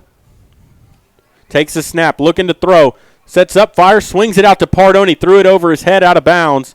And that's going to bring up 3rd down and about 3. Updating the second set. Harlan leading the Panthers 11-3 in set number 2. The Panthers dropped the first set. So Harlan in control of that second set at the moment. 3rd down, 4 to go here for the Panthers. Clock is stopped at 1:10 to go here in the first half. Garrison Garza will check into the ball game for the Panthers. Jared. Oh, absolutely. Especially with the wind in your face right here. If you were a little closer to the Goal line, I'd say maybe no, but right now, absolutely. Marsh out of the gun, takes that snap, hands it to Gibson. He's got a first down and a little bit more as he bounces it near side, runs over a man at the 20-yard line, and he's going to get taken down at the 20s where they'll spot him. Picks up about 17 yards there, and it's going to bring up a first down. Munoz on the stop, and that was self-defense. Well, he just went down low because Gibson was lowering the pads and ready to run him right over. Marsh out of the gun. Gibson again up the middle. Pushes his way down to the 15-yard line, across the 15 to the 14. Clock runs at 44 seconds to go here. Panthers still with a timeout left. Bragdon on the stop for the Hondo Owls. And they're not even set yet. 35 seconds and counting. The chains aren't even set right. Looking to throw, fires it, complete Doyen, and he's hit right away, can't break free. Going to be close to a first down. Looks like he's going to get it, so the clock will stop to move the chains with 23 seconds to go here. Still have one timeout. Panthers right back to the line of scrimmage. We'll see. Maybe Marsh wants to spike it as the clock runs under 20 seconds to go now. Wasting time. There they snap the ball. Looking to throw. Quickly, Doyen makes the catch. Stays on his feet. Did he get in the end zone? No, they're going to mark him down at the 1-yard line. And they need to call timeout, and they do call timeout with 3 seconds to go. It's going to be... But Jared, I blame that on the official because they never motioned whether he was in or not. They were conversing over there. The clock was still running. You've got to make that call. Yeah, absolutely. There was 9 seconds left on the clock when he dove should have for been marked down. They let 6 seconds run off, and it's going to bring up second down and goal from the 1-yard line here. 3 seconds to go. If you're Medina Valley, do you try to punch this in or do you try to take your 3 points? No, I say you give it to number 45. Absolutely, and let him just power it in. Go right over your big center. The Owls have not had an answer for the Medina Valley running game, whether it's Gibson or Marsh keeping the football. Or Pardo. No, absolutely. I would just run. I would give Marsh the option of handing it to Gibson or pulling it out and running it and letting him read the defense. Letting him do the RPO here. And they put 5 seconds onto the clock now, so they added 2 seconds to the clock. Medina Valley out of timeouts now, as that was their final timeout. And so out of the timeout, it'll be second and goal from the 1-yard line here. Medina Valley huddled up still. 21-0 lead, trying to make it one more touchdown here before the half, and they come out in the eye. Gibson the fullback, Marsh under center. Snaps it, hands it to Gibson, bounces outside and just pushes his way into the end zone. Really no answer from the Hondo defense, and it's 27-0. That looked easy for James right there. Absolutely. You know, he initially wanted to run it up the middle, bounced it outside, and there was a Hondo player there, but Gibson just turned it right up into the end zone. And that'll bring on Sandoval to try to tack on the extra point here as the clock does show 0. And so Sandoval will try to make it 28-0 here. Good hold. Kick is up, and he drills that through. And so your score at halftime, Medina Valley 28, Hondo nothing. A good first half showing for the Medina Valley Panthers. And we will go ahead and take a break, and we will come back with the halftime show that will be brought to you by Community National Bank. You're listening to Panther Football, brought to you by North Park Chevrolet, and we will continue here in just a moment. This is MVBN, the Medina Valley Broadcast Network. Come see why North Park Chevrolet is San Antonio's highest-rated Chevrolet dealership. You'll get upfront posted pricing with no surprise dealer add-ons on over 500 award-winning vehicles, like a new 2020 Colorado Crew Cab V6 posted at just $24,999, or a 2019 Silverado Crew Cab V8 Texas Edition, lease for $350 a month with 0 down, or get 0% financing for 72 months. Plus, get a no-charge spray and bed liner and window tint. With deals like these, it's easy to see why more people are buying from North Park Chevrolet than ever before. Find new roads and experience Chevrolet, the North Park way. A J.D. Power 2019 Dealer of Excellence for the customer sales experience. 10 minutes outside Loop 410 in Castroville or at npchevy.com. Highest rated dealer based on sales volume and customer satisfaction. Call 210-640-3184 for full price details. For J.D. Power 2019 DOE information, visit jdpower.com/DOE. Sammy Sammy's Restaurant and Havy's Alsatian Bakery, 2 legendary landmarks in Castroville. From breakfast to delicious hometown lunch specials and more, Sammy's satisfies your taste buds with the unique flavor of Castroville. And from fresh baked breads to pies and pastries, South Texans have made Havy's Alsatian Bakery a must-visit since 1940. Sammy's Restaurant, online at sammysrestaurant.com. Havy's Alsatian Bakery, online at havysbakery.com. Buying a new house means a lot of decisions, starting with where are you going to get the best mortgage? At our bank, we offer competitive rates, flexible terms, expert-friendly advice, and without the long wait you get from one of those big city financials. Make your dream home a reality. Talk with us. We're an equal housing lender. Come home to Castroville State Bank. Member FDIC. Visit us online at castrovillestatebank.com. Every team knows that the two-point play can be a winning move. That's why State Farm agent Hazel Russell and her team are here to help you go for 2 by combining your home and auto insurance. It's a great call that saves you time and money. So go for the win and score savings by combining your home and auto. It's just another way we're here to help life go right. Call State Farm agent Hazel Russell at 830-931-3441 today. Or stop by her office at 1103 Highway 90 West in Castroville. You're watching Medina Valley Football. This is the Medina Valley Sports Network. Welcome back to Panther Stadium here at halftime. Your score at halftime, Medina Valley 28, Hondo 0. And Medina Valley, possession-wise, they've had the ball 5 times. One of them ended on a fumble. The other 4 ended on a James Gibson touchdown. 2 times he punched it into, or 3 times he punched it in the end zone running it. 1 time a pass and catch from Charlie Marsh to James Gibson. And Medina Valley with that 28-0 lead. And Hondo just has not had the answer for that Medina Valley offense. And on the other side of the ball, the Owls just not able to get anything going. That Panther defense has been very stout tonight against the Owls. Yeah, they actually have, Jared, and you know, the one fumble was the only time that Medina Valley didn't score. They overcame a penalty that took them back down inside their own 10-yard line. Still managed to keep the drive alive and end up scoring. A penalty that negated a 93-yard touchdown pass. And so, yeah, I mean, that brings them all the way back. It was first down and 11 because it was a spot foul half the distance to the goal then. And then they proceed to drive it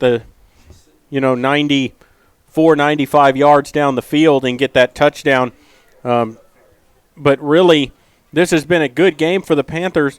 One of the big things that we talked about before the game, we talked about it last week against Bernie, the big key, Panthers have only had 2 flags thrown against them in this game. One was on special teams. The other was that hold. Well, or that actually, no 3 because they had the roughing the passer. But that's 3 compared to about 15 or 20. And actually, Jared, it's been a clean job both ways. Yeah, absolutely. With the flags. The flags haven't determined anything, which they did the last 2 games, one way or the other, taking one team out of the equation or the other.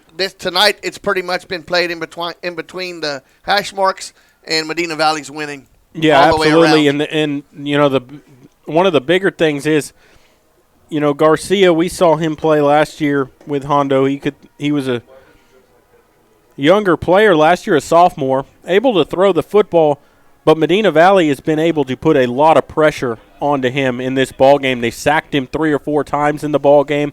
They managed to get a lot of pressure. They made him uncomfortable back there. A couple of times his receivers haven't helped him out, but for the most part, they haven't let him get anything going, and they haven't let them run the football to spread them out to give him the ability to throw the football. Exactly. And, you know, that's what we had said before. The defense has just been lights out tonight. The offense has done its part as well. And Hondo has no answer right now for Medina Valley. And I don't see any kind of adjustments that they can make in the second half that can really make this a closer ball game. No, you're right, Maury. They're losing the battle in the trenches, and you know Medina Valley's pass game has been pretty good also in this game. I mean, I know they got that one long pass play called back, but Charlie Marsh has only thrown about 2 or 3 incompletions in the entire ball game, maybe 4.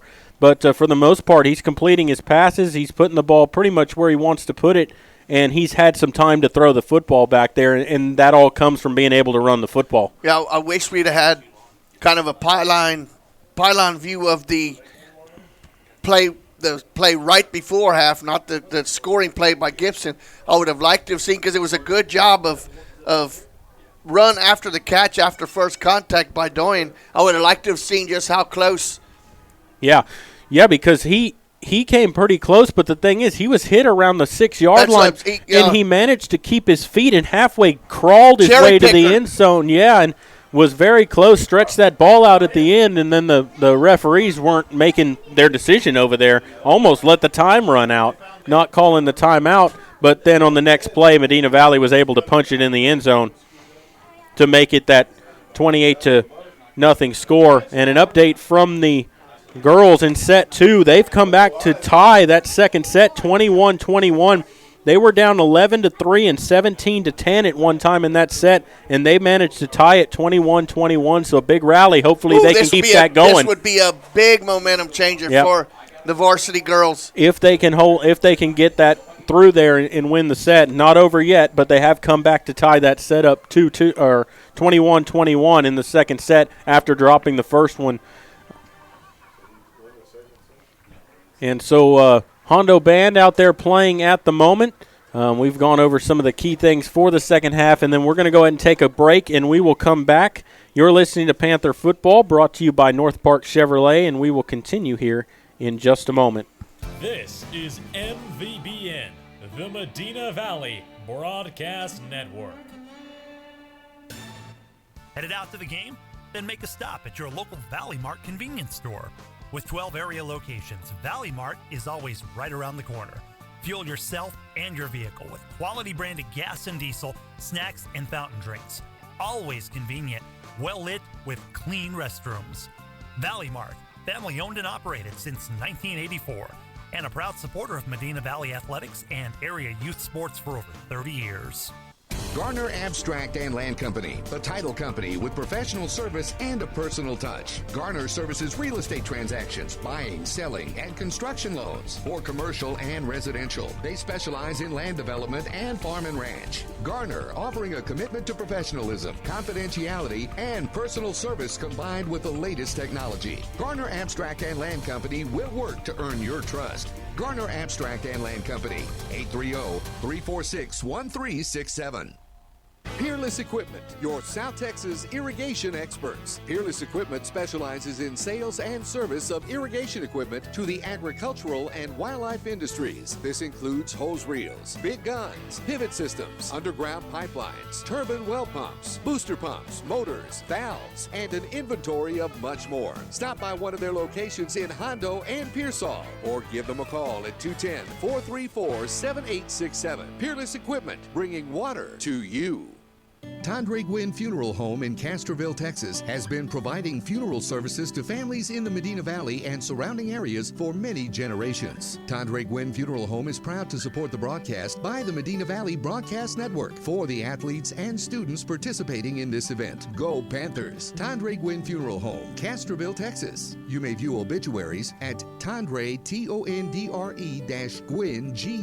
Guinn.com, or visit the Facebook page of Tondre Gwynn Funeral Home to view funeral notices.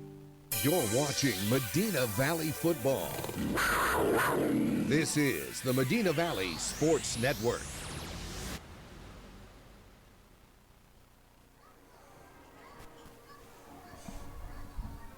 Welcome back to Panther Football, sponsored by North Park Chevrolet. Jeff, some interesting developments going on this evening in the volleyball. Absolutely. Give us the update. In the second set, Medina Valley has taken it and evened up the number of sets 1-1 as they top Harlan 25-22. So they're going to set 3, and we will keep you posted. And that was after Medina Valley lost the first set, was down in set 2 17-10, but ended up rallying for a 25-22 win to even it up at 1 apiece. Yeah, they must have gotten hot. You know, that's what happens in volleyball. You know, your server gets hot, you run off a few, you get a little momentum, and you can carry it on. So, you know, we're going to be pulling here. We'll keep giving you some updates on the Panthers as they continue their match with the Harlan Hawks. Big district game. Not the tell-all of the district, but it is for the outright lead for right now through, what is this, fourth game? Be the fourth game. Yeah. So it is a big game, and couple of big ones coming up too with Southside and Floresville too. So we'll keep you posted on tonight's game. But right now we're going to give you the as part of the Community National Bank halftime show. We're going to give you some District 14 5A scores from around the area. Uvalde is playing host to the Southwest Dragons tonight, and they are down at half 13-10 to Southwest. Burnett is hosting Lockhart, and Lockhart is our opponent next week. And right now, the Bulldogs are having their way with the Lockhart Lions. It's 33-17 with still 2 minutes to go before the end of second quarter. Tivy is having no problem over on the border in Del Rio, 25-0. Alamo Heights is a touchdown better than East Central right now at halftime. Kennedy is down 36-0 to Harlandale. Memorial is down 49-0 at halftime to Southside. Southside can run up some points too. And of course, Medina Valley here is ahead 28-0. Tomorrow, MacArthur will be playing host to our opponent in 2 weeks, Bernie Champion, and they'll be kicking off at 7 o'clock tomorrow night at Comalander Stadium. So we'll try to keep you posted on some of these closer games in our district as we move forward. Maury, keys to the second half for let's concentrate on Medina Valley right now because we got a little something going. Running the ball well, throwing the ball well, excellent defense again. And the one thing I want to point out while I'm on here is 3-4 penalties is all we've got right now. One was a big one and brought back a 90-yard pass and catch, but I think the number of penalties right now is a positive. We did have a roughing the passer, which is, you know, you can't do that. You can't have those kind of penalties like that, which gave Hondo their first down of the game, and it led to, I think they had a second first down. They had a little drive going after that because you give them a little momentum. But then the Panther defense bowed their neck on the goal line and really made a heck of a stand down there for the score to remain 13-0. And then we took it the length of the field, did we not, Maury? Yes, even after the big holding penalty negated a 93-yard run and catch by Wesley Pardo from Charlie Marsh.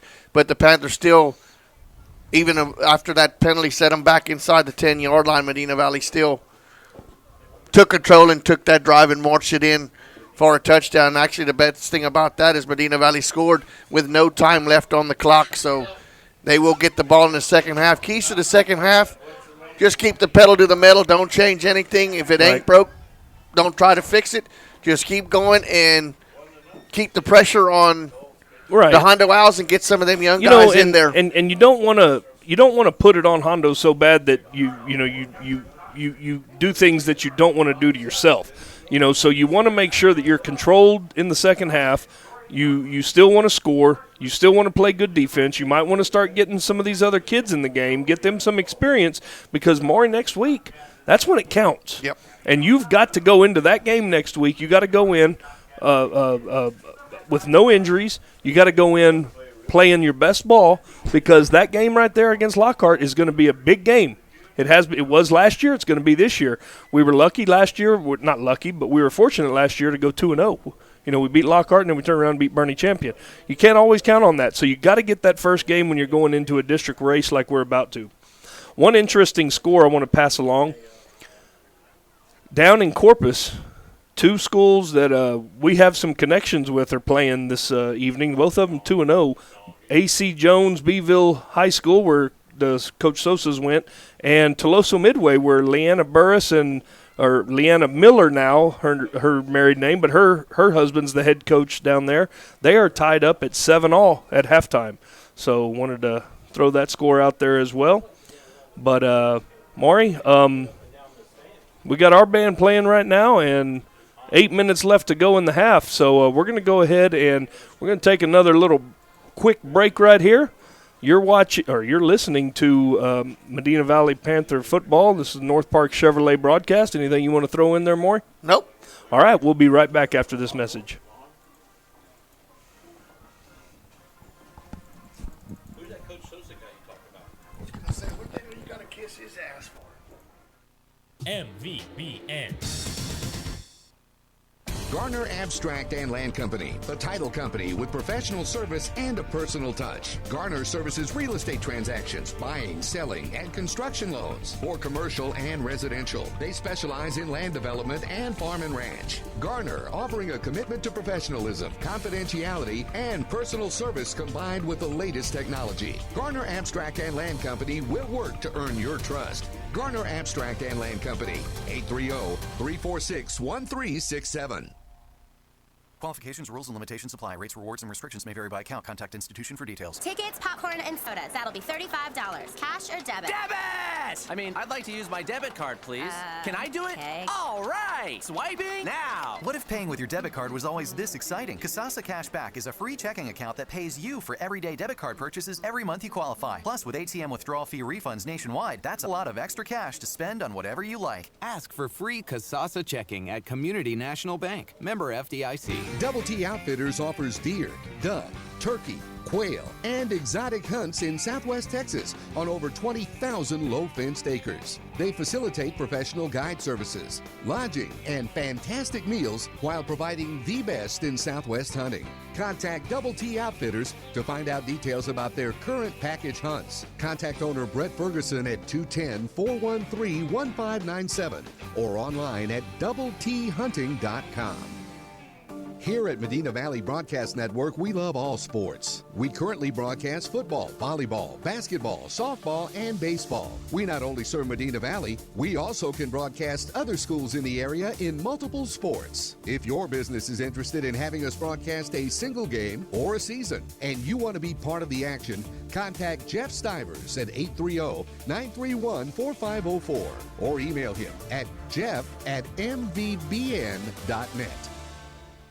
You're watching Medina Valley Football. This is the Medina Valley Sports Network. Welcome back here to Panther Stadium. We've still got about 5.5 minutes left here at halftime. Panther band out on the field at the moment.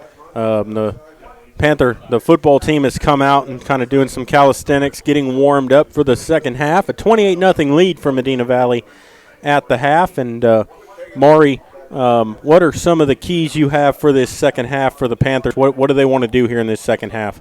Keep the pedal to the metal. Don't change anything. Just keep executing as they have been. Keep the penalties to a minimum, which they've done a great job, and that's one thing that Coach Crisp reiterated on at the coaches show, that was the one thing that they needed to take care of and shore that up, and they've done that. The offenses came out and looked outstanding except for one bugaboo, the fumble, but other than that, the Panthers scored on 4 of their 5 possessions.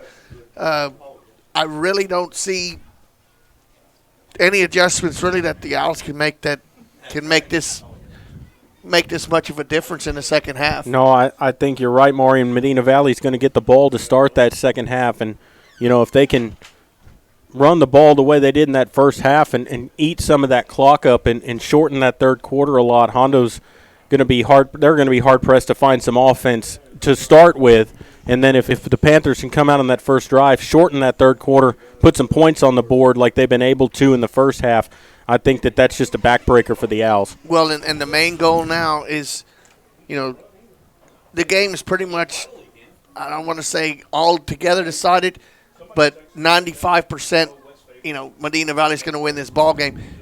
Get through this game without any injuries. Yep. And get some of them younger guys in there, even if the Owls, come back and score a couple of touchdowns, get them young guys in there, get them some seasoning, out there, because you're going to need a lot of depth when the district comes around, especially with the teams that the Panthers are going to have to play, and especially when the Panthers make the playoffs, you know what you're going to see then. So you got to get as many people involved as you can, but you got to minimize the injuries. Yeah, you're exactly right. You want to get out of here unscathed as far as the injury bug goes, especially with district starting next week and Lockhart coming to town. You got two big games coming up. As you know, and we've said it before, that Lockhart game, I know it's your first district game. That could be the difference between making the playoffs and not making the playoffs in this district. Well, you legitimately have 5 teams vying for four spots because I don't see Kennedy putting up a challenge, and I don't see Memorial or Uvalde. Of course, we play them there, so you never know. Yeah. So that leaves you Kerrville, Tivy, Bernie Champion, Alamo Heights, Medina Valley, and Lockhart. Heads up it means a lot. So if you can get that first game out of your way, get Lockhart, and come out with a win, because we do play them here at Medina Valley, so that is a plus. You get that one under your belt, and you're on your way in good shape. And you can look at last year's game. The Panthers handled them pretty handily in that football game, but I believe they had a coaching change coming into this year also, so you don't know what they're going to look like, if they're going to be running that same kind of wing T offense that they had last year, or if they're going to be running something completely different. And we'll have to talk to some of the coaches on the Coaches Show Wednesday night to kind of find out what they're featuring this season. But as Maury said, that heads-up game against Lockhart is a huge game, even though it's your first district game, because that could come down to who makes the playoffs and who doesn't, is that Lockhart-Medina Valley game. Well, and you if you're got any hopes, that's you need to win that one game, because I guarantee you one thing: before the season started, the Bernie Champion Chargers circled game 2 in district play when Medina Valley comes to town, because the Panthers have gotten them two years in a row. Right here. I guarantee you the coach circled that one game and said, boys, this game right here, they're not going to sneak up on us. No, you're exactly right, Maury. And, Alamo Heights has started the season 0-2 as well this year, and I believe Kerrville's maybe 1-1. I don't remember if they lost one of their first 2 games or not, but it looks a little bit like Alamo Heights might not have the team that they had last year, but it's early in the season, and you play them at the end, the last 2 games, and you're playing them there in San Antonio. But like you said, that champion game, Medina Valley's got the best of them the last 2 seasons, and they've gotten them at close games, very good football games. And last year they tried a 50-something yard field goal right here to try to win the game, and fortunately it was not a good hold. Well, and if you remember, Medina Valley knocked their holder out of the game. He was one of the quarterback, one of the receivers that Medina Valley put out of the game, and they missed an extra point and then settled, wanted to set up for the go-ahead field goal with time expiring, and the snap wasn't handled right, and they didn't even get the field goal attempt off. So well, and you've got a situation coming up here. You got 14 seconds left on the clock. The band's still on the field. Looks like they just finished their performance, but they actually have a time allotment. You can get penalized because of the band if they go over their time allotment. And so Panthers are in their helmet here, ready to get off, and you see the band's marching off the field now. So they got just the nick of time, got their show in under the buzzer. And the Owls have come out of the locker room as well. We talked a lot before the ball game about the Owls wearing those darker uniforms. We haven't had that much of an issue calling the game up here. I thought it would be a little more difficult than what it's been, calling it with those jerseys being so close to similar, but it hasn't really been that bad. Well, because there hasn't really been that many passing plays, that you get mixed up, It's a good thing somebody isn't colorblind. Oh, yeah. Because that would make a difference, a big difference. And here come the Panthers for the second half. And we took 3 commercial breaks through that halftime, and the halftime was brought to you by Community National Bank. At Community National Bank, we think you should expect more from your bank. You should expect answers. And thank you to them for sponsoring the halftime show, and thank you to all the sponsors for making it possible to bring you these games here on the Medina Valley Broadcast Network. We really are very fortunate to get to bring you these games, and we enjoy doing this. And so the Panthers come out on the field. They will get the ball here to start this second half. And so the Owls will be trying to get their first stop defensively. They got one stop on a fumble, but they haven't been able to force Medina Valley to punt the ball yet in this ball game. And you would think that as a Hondo team that's had this Panther offense kind of been able to do whatever they want it to on them, that's got to be one of their main focuses on this first drive is, hey, let's get the ball out of their hands. Just get our offense the ball and get them back on the field. Yeah, and, you know, that's going to be a lot easier said than done because the Panthers have pretty much owned the line of scrimmage on both sides of the football. So we'll see what Medina Valley comes out with here in this second half. You may see McClendon come in maybe in the fourth quarter something and spell Marsh at the quarterback spot, give him a little time. But you still need to start this second half as if it was 0-0. Yeah, I think you're absolutely right, Maury. And so number 9, Garcia will be kicking off for the Owls. Looks like Hernandez, Bippert back deep to receive, and this ball is going to go out to the right side here. He fielded at the 25, up the field to the 30, down the sideline to the 40, and he's taken down out of bounds at the 40-yard line. And Medina Valley with great field position to start this second half. Great job by Tyler Mangum coming up and catching that ball on the run. If he lets that ball hit, it hits at the 20. Hondo gets Medina Valley back deep. Mangum with a 20-yard return out to the 40. Where it'll be 1st and 10 in set 3 at the volleyball game. Harlan leading 16-11 in that third set as the Panthers rallied back to win set 2. So a set apiece right there and down 16-11. We'll see if the Panthers can rally back, and we'll keep you updated as that game progresses.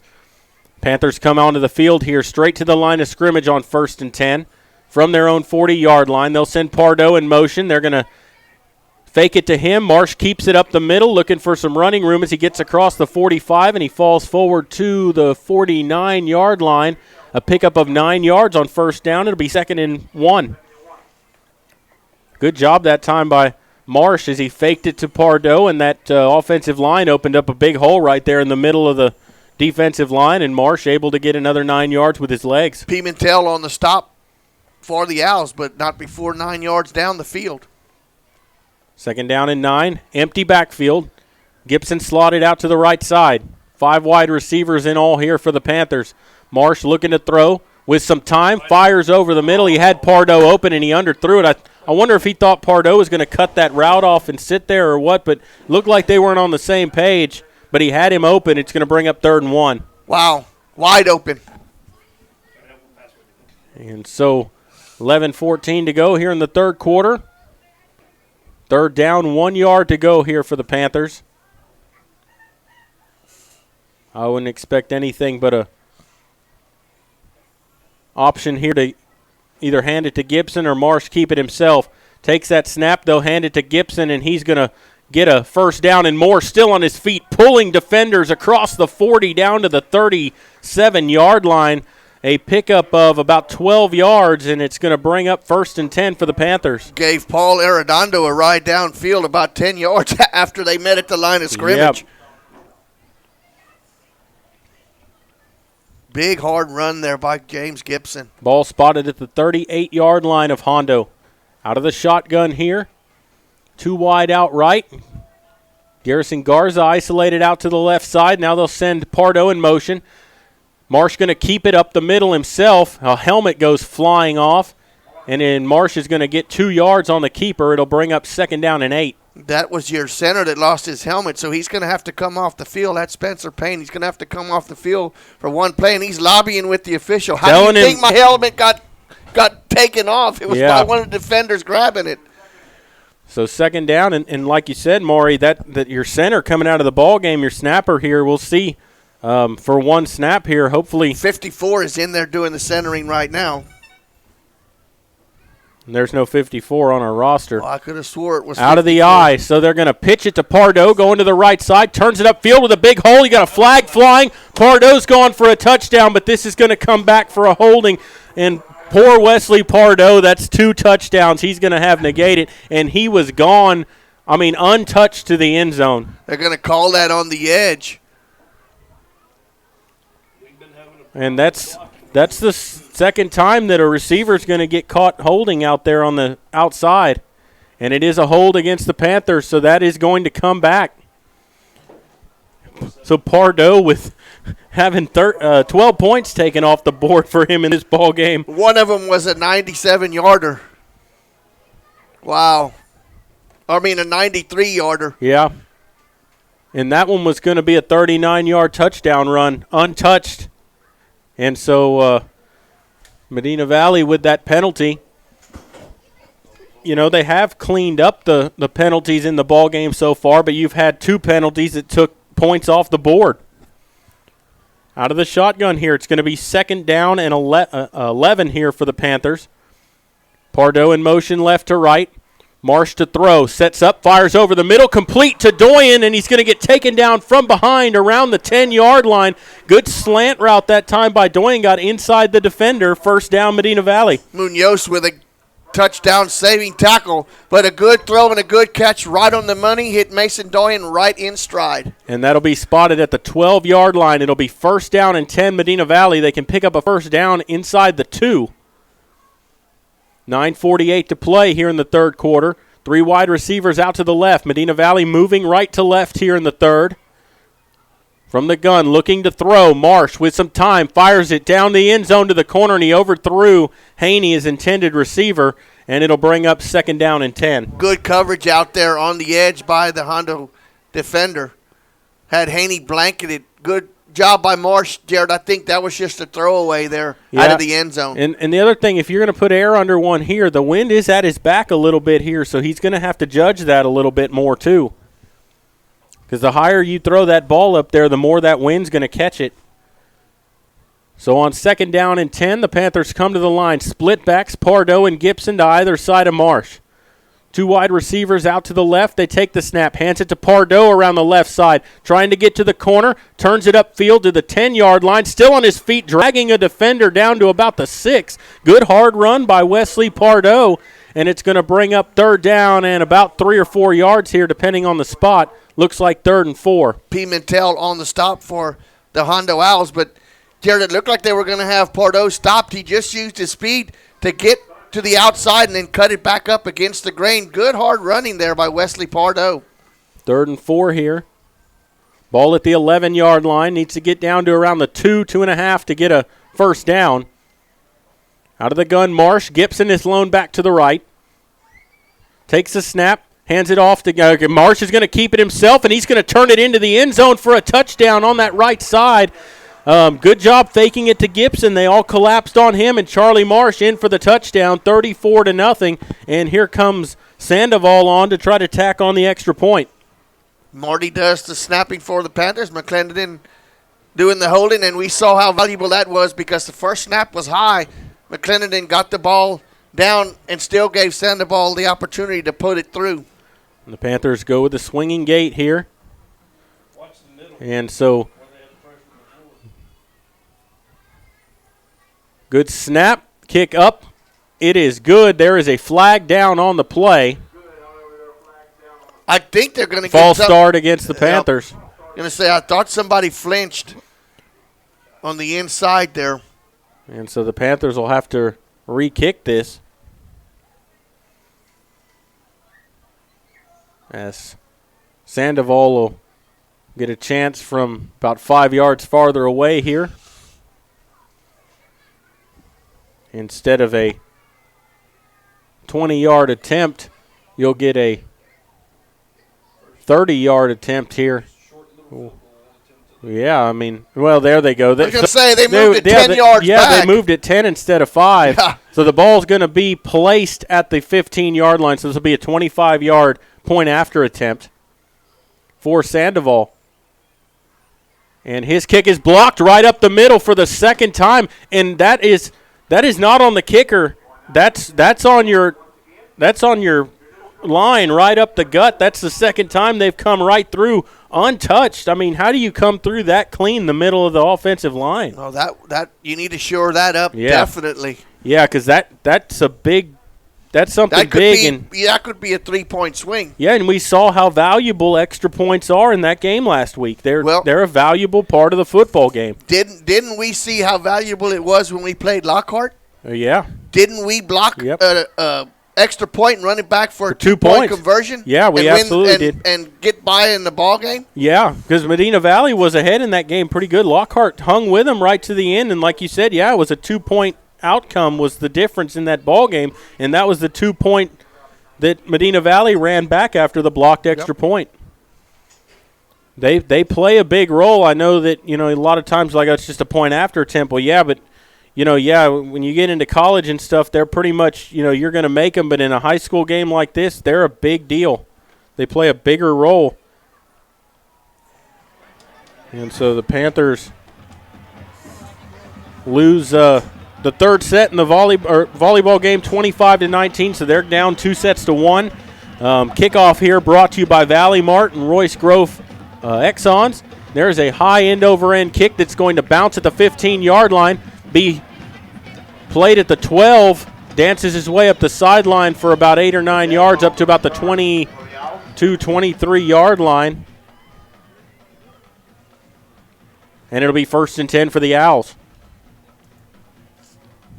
Look like number 85 in there first for Medina Valley. That's Salzman once again, making his name noticed here on the special teams. 1st down and 10 here for the Owls out of the shotgun. Their first possession of the second half.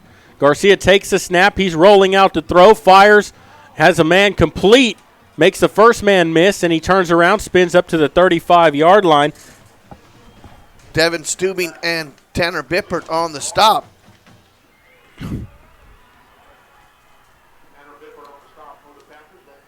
And that's going to be a 1st down for the Owls. So 1st and 10 for the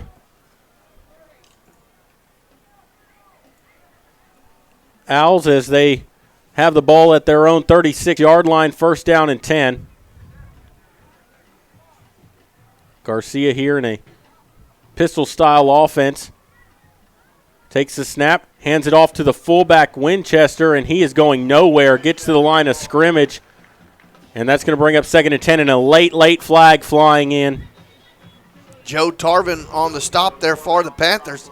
Little extracurricular activities going on here after the play.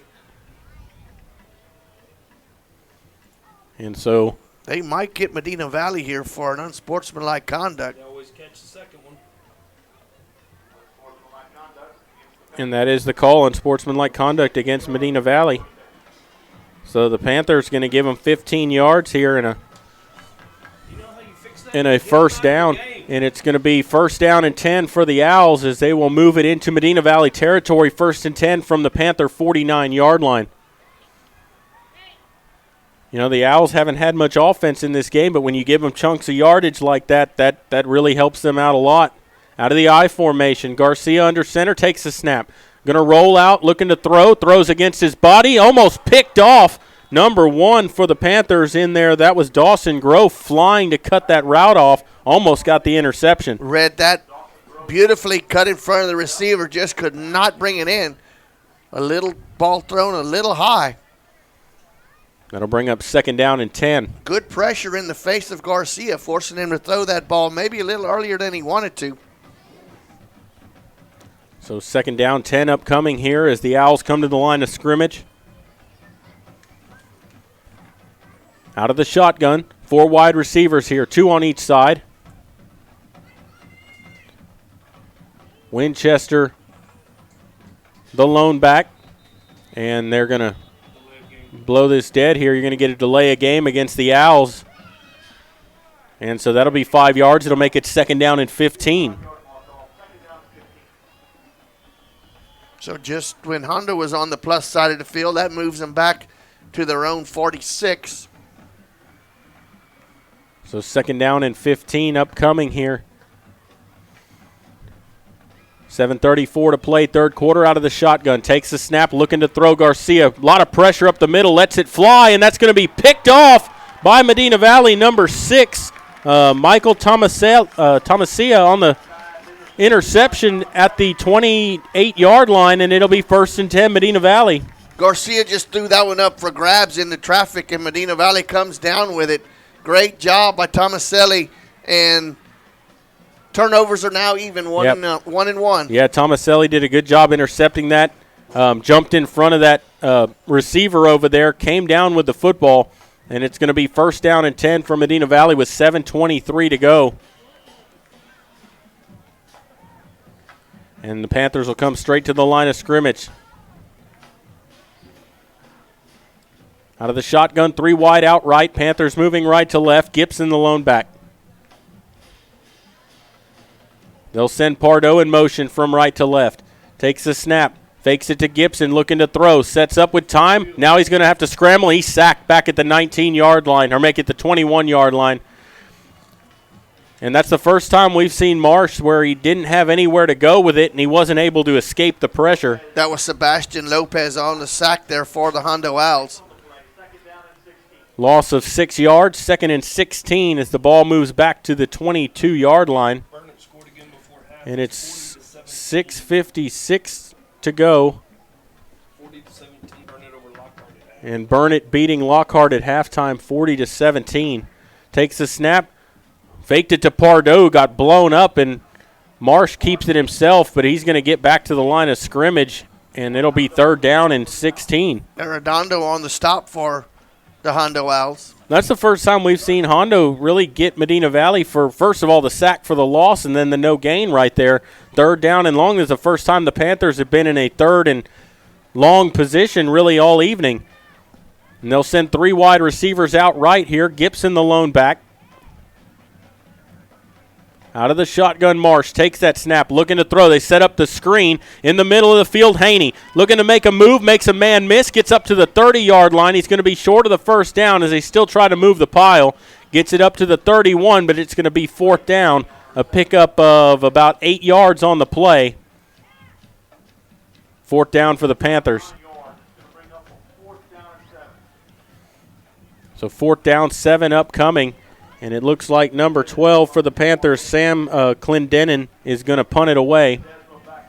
Back deep to receive is Aaron Ledesma for the Owls, standing at his own 35-yard line. Clendenin standing in his own 18 to punt it away. Gibson the up back. They have 10 men out there. Takes the snap.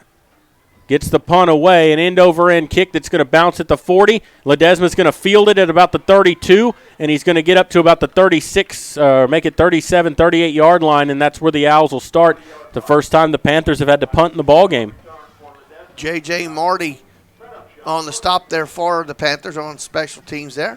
But Medina Valley only had 10 men on the field on that punt formation, Jared.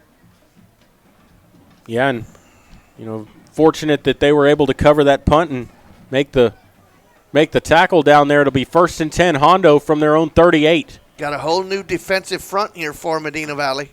Medina Valley getting player in very, very late right there. Out of the shotgun, takes that snap. Garcia looking to throw, rolling out, throws incomplete to Dickens. Was the intended receiver out in the flat, and he just led him a little too much. 2nd down and 10. Stubing and Bippert on the coverage for Medina Valley. Some fresh faces there now, Jared, on the defensive line for Medina Valley. All new numbers in there for the Panthers. See, number 15 is out there for Medina Valley. Seth Bullard. That's Seth Bullard. Had a good tackle on special teams earlier in the ball game. 2nd down and 10 out of the shotgun. Garcia takes the snap, looking to throw. Sets up, fires, complete, and trying to make the first man miss, but a good job hanging on till the rest of his teammates could get there and make the tackle. That was Stubing holding on for dear life. And then Weir finishing him off. You also have Medina out there on the line for the Panthers, along with number 46 is also fresh in there on the defensive line. There was a 2-yard loss on the pass and catch. It'll bring up 3rd down and 12. That's Ezekiel Villafane.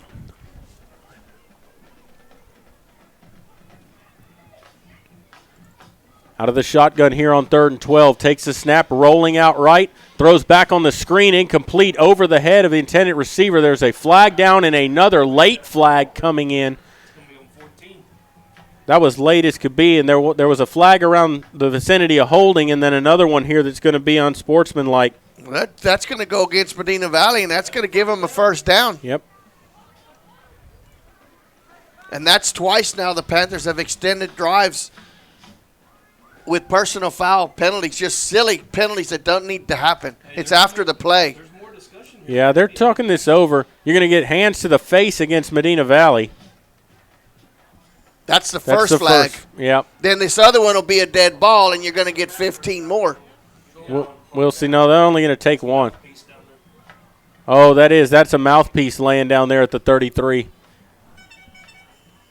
Oh, okay. No, it looks like a flag, but I thought that too, but that was a mouthpiece. But you're going to get illegal hands to the face against the Panthers. That was the call. So it's 1st and 10 for Hondo at the Panther 49-yard line. 4:25 to play, third quarter. 34-0 your score. Out of the gun, Garcia looking over the defense. Takes the snap, looking to throw. Sets up, fires it deep down the right side. He's got a man out there, makes the catch, and he is going to go stumbling into the end zone. Touchdown, Hondo. That was number 11, Shelton Ledke, on the reception for the touchdown, a 49-yard pass and catch, and he had his man beat, and Garcia just dropped that in there in stride, and they get in after the penalty, and they get that first down. Yep. And Garcia in to try to tack on the extra point.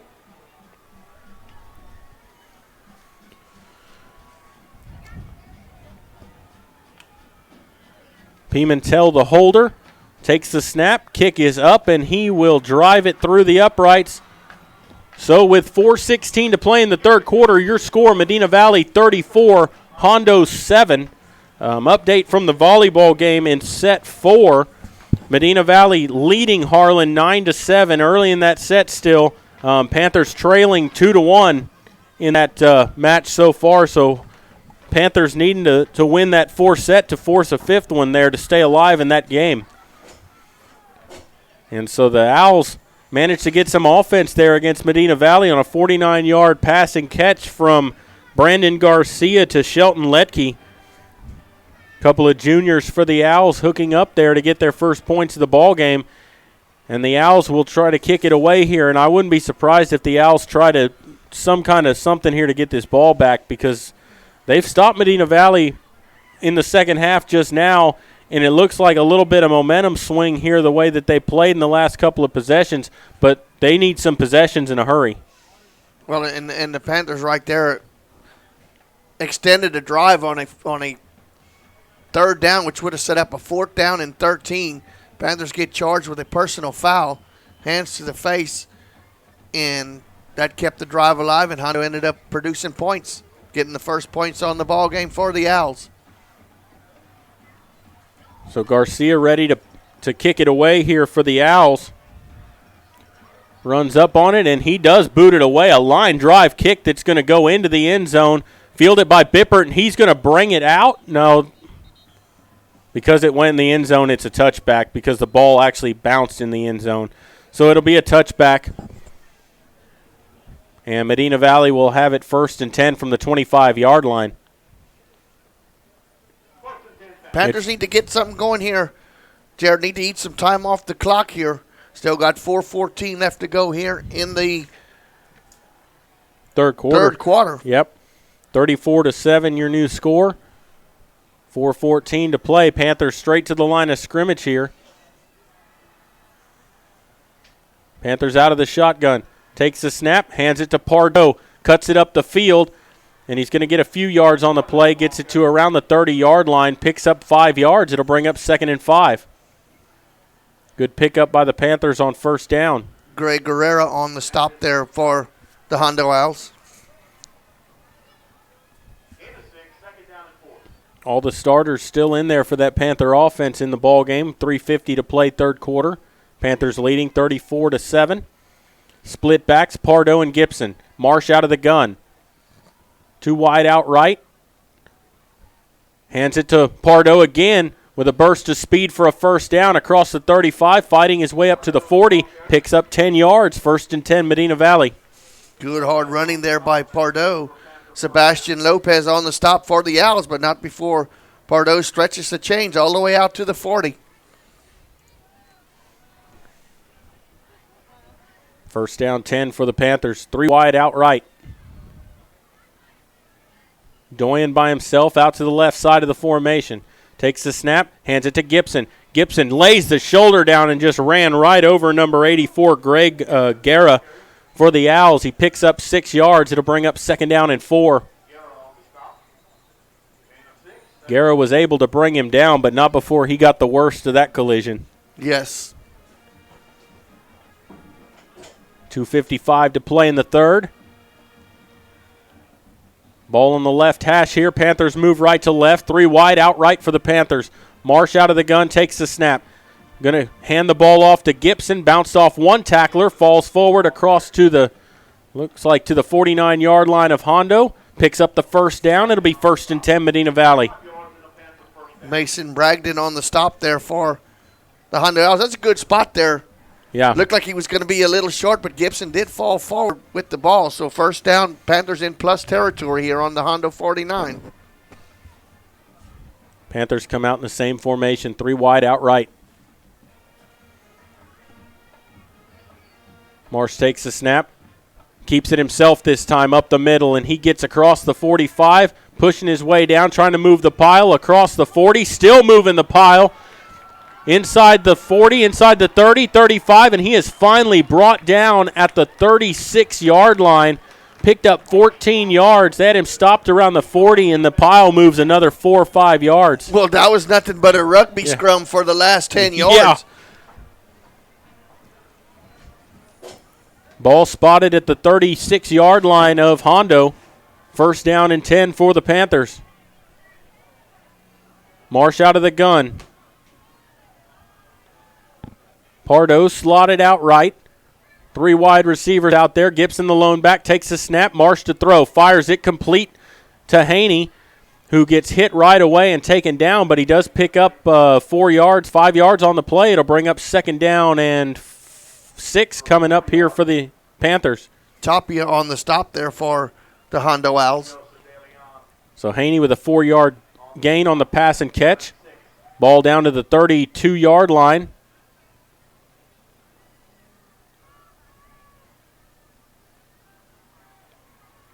Three wide receivers out to the left this time. Ball over on the right hash for the Panthers. They're going to run the option.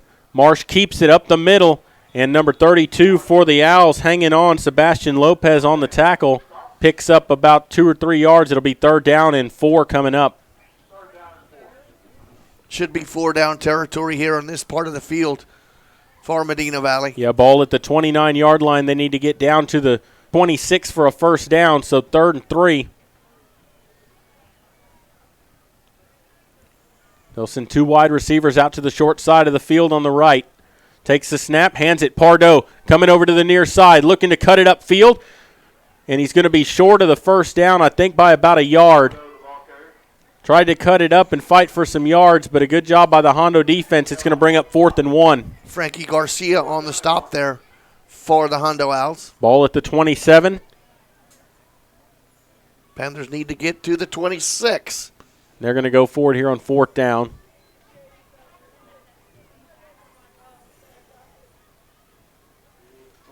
And they're going to let the clock run out on the 3rd quarter. So the 3rd quarter comes to an end, and your score after 3, Medina Valley 34, Hondo 7. We'll take a break and come back. You're listening to Panther Football, brought to you by North Park Chevrolet, and we will continue here in just a moment.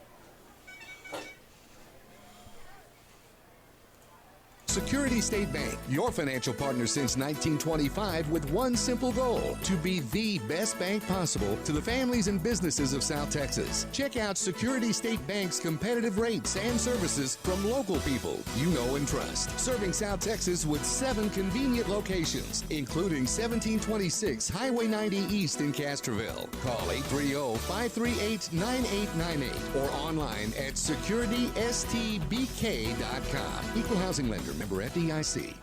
You're watching Medina Valley Football. This is the Medina Valley Sports Network. Back here at Panther Stadium as we go to the 4th quarter here. Medina Valley leading 34-7. As we'll switch sides of the field, Medina Valley now moving left to right here in that fourth set at Harlan. Medina Valley down 17-15 to the Harlan Hawks in that game. So hopefully the Panthers come back. They need to take that set to stay alive in that match. And so here we go on 4th down and a yard for the Panthers to start the fourth quarter. They need to get a yard here, need to get to the 26. Hands it to Gibson. He's got a first down and more. Breaks through the line, and he's gone. Touchdown, Medina Valley on 4th and 1, a 27-yard touchdown run for James Gibson. Untouched. Yeah, untouched on 4th and 1. And that'll make it 40-7 here, and looks like the Panthers are going to try to kick the extra point here. They had gone for it earlier to try to make it an even touchdown score, but Sandoval going to try to tack on the extra point here. Clendenin the holder, Marty the snapper. See if they can shore up that middle, and they do this time, and Sandoval boots it through. Extra point is good, and so your score with 11:54 to play in the ballgame, Medina Valley 41, Hondo 7.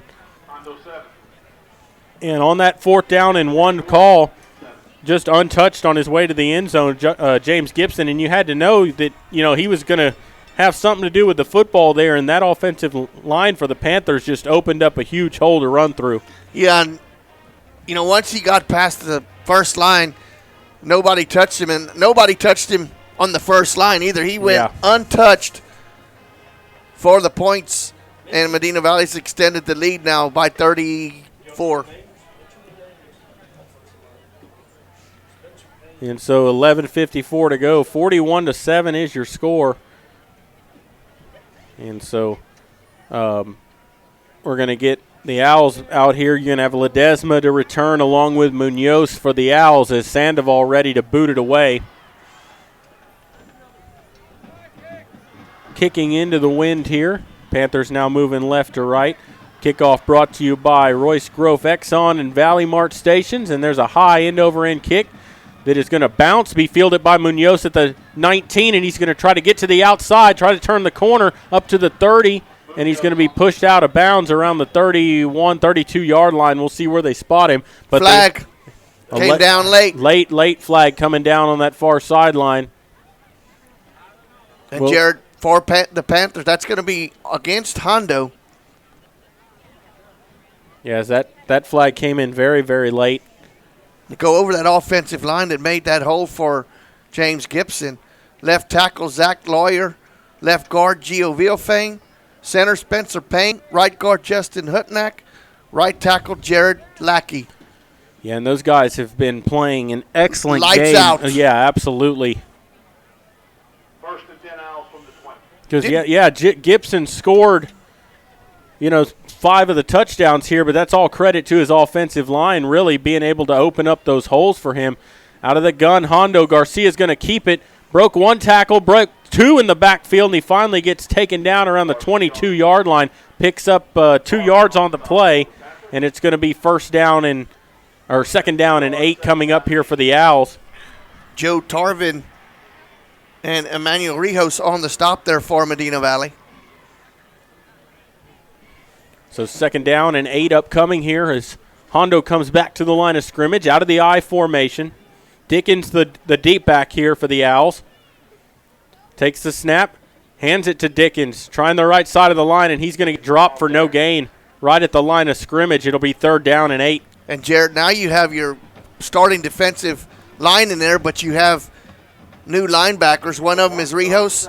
The other one is number 52 for Medina Valley, Ozzy Rivas, and number 27 also out there for Medina Valley. That's Nathan Weiblin. So those are your 3 linebackers right now for the Panthers. And they did give Dickens a 1-yard gain. It's third down and 7 for the Owls from their own 23-yard line. Takes the snap. Garcia rolling out right, looking to throw. Fires over the middle, complete for the first down up to the 35-yard line. He's taken down right away at the 36. First and 10 for the Owls. That was Nathan Weiblin on the stop there for Medina Valley. 13-yard pickup for the Owls on the pass and catch. First and 10 from 36. Now they're rotating the defensive line. back in there for Medina Valley. Out of the shotgun with split backs. 2 wide out left here for the Owls, moving right to left. Going to hand the ball off. Dickens coming to the near side here. Tries to cut it up the field. He's going to get a couple of yards. Gets it up to the 37. 1-yard pickup here. Devin Stubing on the stop for Medina Valley. They'll get him to the 38. It's going to bring up 2nd and 8. Also, Jerron Ramirez for the Panthers. And I like what they're doing, Jared. When they bring in the second string defensive line, they leave the starting linebackers in. When they do it the other way, they flip and do the linebackers and keep the starting defensive line in there. Out of the I formation this time. 2 wide receivers out to the right here for the Owls, 1 to the left. Takes that snap, looking to throw. Looking left, fires it deep, and he's overthrown everybody. Tanner Bippert on the coverage. Pass intended for number 11. That's Ledke, and it'll bring up 3rd down and 8. So they're not just putting the whole unit in there. They're mixing it up a little bit, keeping some of that leadership out there on the field at all times. That time Bippert made sure number 11 didn't get behind him. Yeah, because Letke's the one who caught that 49-yard touchdown earlier in the ballgame, or earlier in the third quarter for the Owls. Hondo out of the shotgun here on 3rd and 8. They'll send 3 wide receivers out to the far side of the field on the right. Garcia from the gun. Changing his play up at the line of scrimmage. Takes the snap, backs up, looking to throw under pressure, flushed out to the right side. He's going to try to run now. He throws it complete to Dickens at the 50 as a 1st down, and he's going to be brought down at the Panther 45-yard line. Flag comes in very, very late on that far sideline. Dawson Grove on the stop, but once again, a little extra activity going on after the play. It's one of those things. You have a 41-7 lead. Now, I don't know who it was on here. I think you may get a sideline warning on the Owls. We'll see what the referee has to say. Brock Pittman coming to make the call for the penalty. And you have a dead ball, personal fouling, or no, it's unsportsmanlike against the Panthers. And so, I mean, with a 41-7 lead, you got to keep your head over here. That is the third one here in this second half, and that's uncalled for now. Yeah, now you got to keep your composure. Yeah, I mean, you got a lead like this. Let's just get out of the ball game. That moves it down to the 30-yard line of Medina Valley, 1st and 10 from the I, and they hand it off to Winchester up the middle, has some room to run, and he's brought down from behind at the 15-yard line. 15-yard pickup by the fullback Winchester, and it's 1st and 10 Hondo. Dawson Grove on the stop. Touchdown saving tackle there by the Panthers secondary. 1st down, 10 to go. 8:55 to play here in the ball game and counting. Out of the I formation again. Garcia rolling right, looking to throw. Sets his feet, fires over the middle's got a man. Complete. Touchdown, Hondo. That pass was caught by number 3, Caden Lentz, in some traffic in the back of the end zone. Good pass by Garcia to kind of thread the needle in there. And the Owls get on the board for the second time, passing the ball. Good job by Lentz at the edge of the back of the end zone, just making sure he stays in bounds. Good throw by Garcia. And so number 9, Brandon Garcia on to try to tack on the extra point here. Good snap, kick is up, and he drills it through. So with 8:38 to go in the ball game, your score, Medina Valley 41, Hondo 14. And so the Owls getting a couple of scores here late in the ball game to kind of make it look a little more presentable here, but a 41-14 lead for the Panthers, 8:38 to go in the ball game. Well, Jared, both scoring drives for the Owls tonight have been aided by 15-yard penalties for Medina Valley. No, you're exactly right. Unsportsmanlike conduct penalties after the plays have been over with. You've got to cure that. You've got to shore that up. You can't lose composure, like you mentioned. You know, it was 41-7 when it happened. There's no need for it. No, you're exactly right. Well, there's no need no matter what the score is in the ball game. Update here on the volleyball match, Medina Valley loses that fourth set 25-21, so they lose the match with Harlan. But, you lost it. The way they battled back in the second set there, it looked like the Panthers might have something going. Unfortunately, just couldn't get above Harlan, but they got one more game with them later on this season. Nothing's fixed from last week. And so Garcia ready to boot it away. Hernandez, Mangum, and Bippert back deep to receive, and a high end-over-end kick that will be fielded by Bippert at the 2, and he drops the ball, picks it up at the 1, has to start up field to the 5. At the 10, running backwards, made a man miss, cuts inside, lost the football. Hondo might have it. I think Medina Valley might have it, Jared. I think a Panther jumped on it at the very end. Yeah, and they did. You're exactly right. But that's one of those things right there. Bippert dropped that football and had to pick it up at the 1-yard line, and then just a lot of coverage, and they're going to have it at their own 12-yard line, first and 10. Number 11, Tanner Havey, was the Panther who jumped on that football. So Medina Valley avoids its second turnover of the ball game. And so the Panthers will come out on offense here, first down and 10. New quarterback in the ball game for the Panthers, number 12, Sam Clendenin.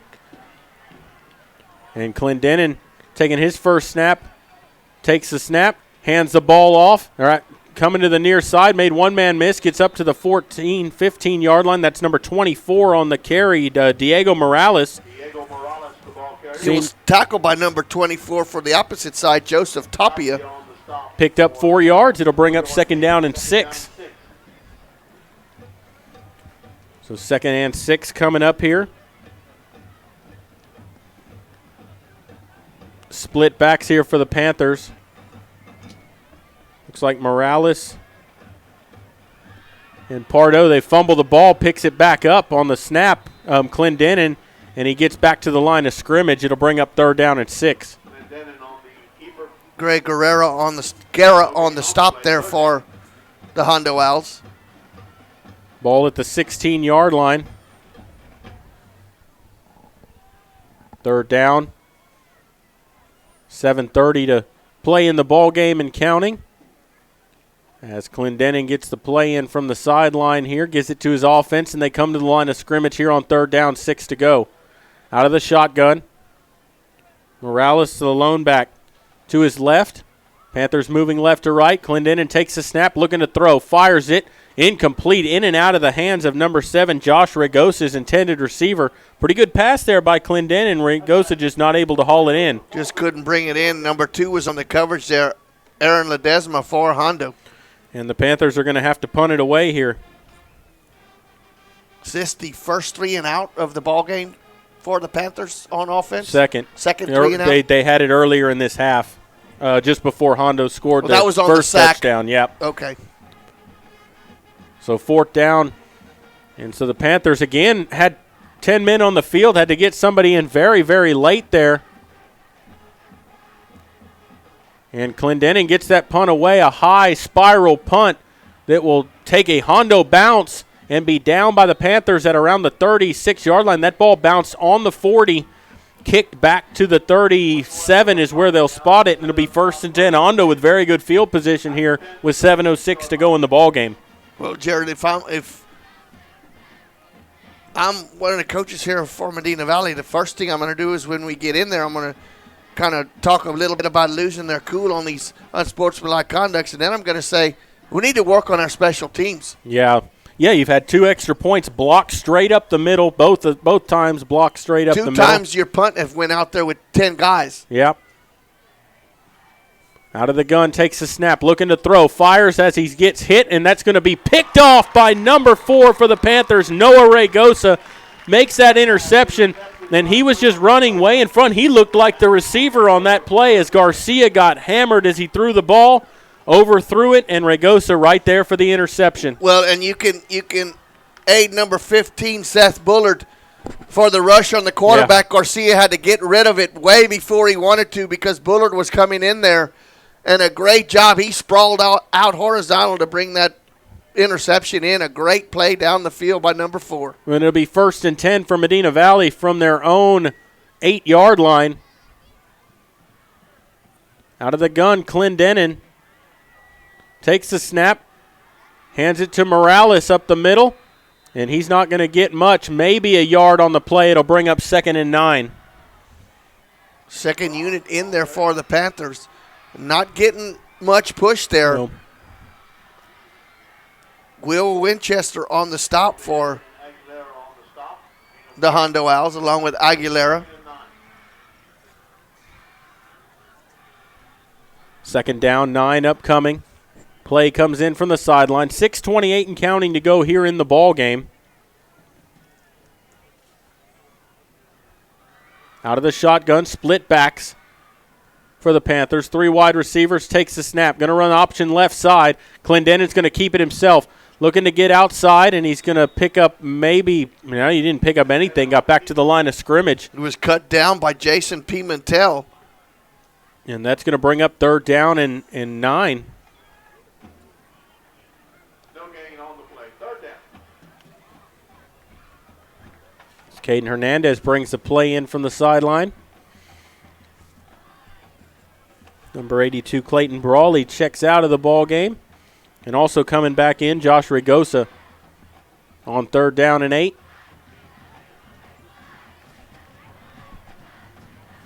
They'll send 3 wide outright. 1 to the left. Takes the snap, looking to throw. Clendenin under pressure, fires on the run, complete. It's going to be short of the 1st down. Gets it up to the 16-yard line. Pass was complete to number 7, Josh Rigosa, but it'll be 4th down and 2. Yeah, number 22, Trey Dickens, made sure that there was no yards after the catch. Going to come up 2 yards shy of the 1st down. And so Clendenin's going to stay in there to punt for the Panthers. Ledesma standing deep for the Owls. 4:53 and counting in the ball game.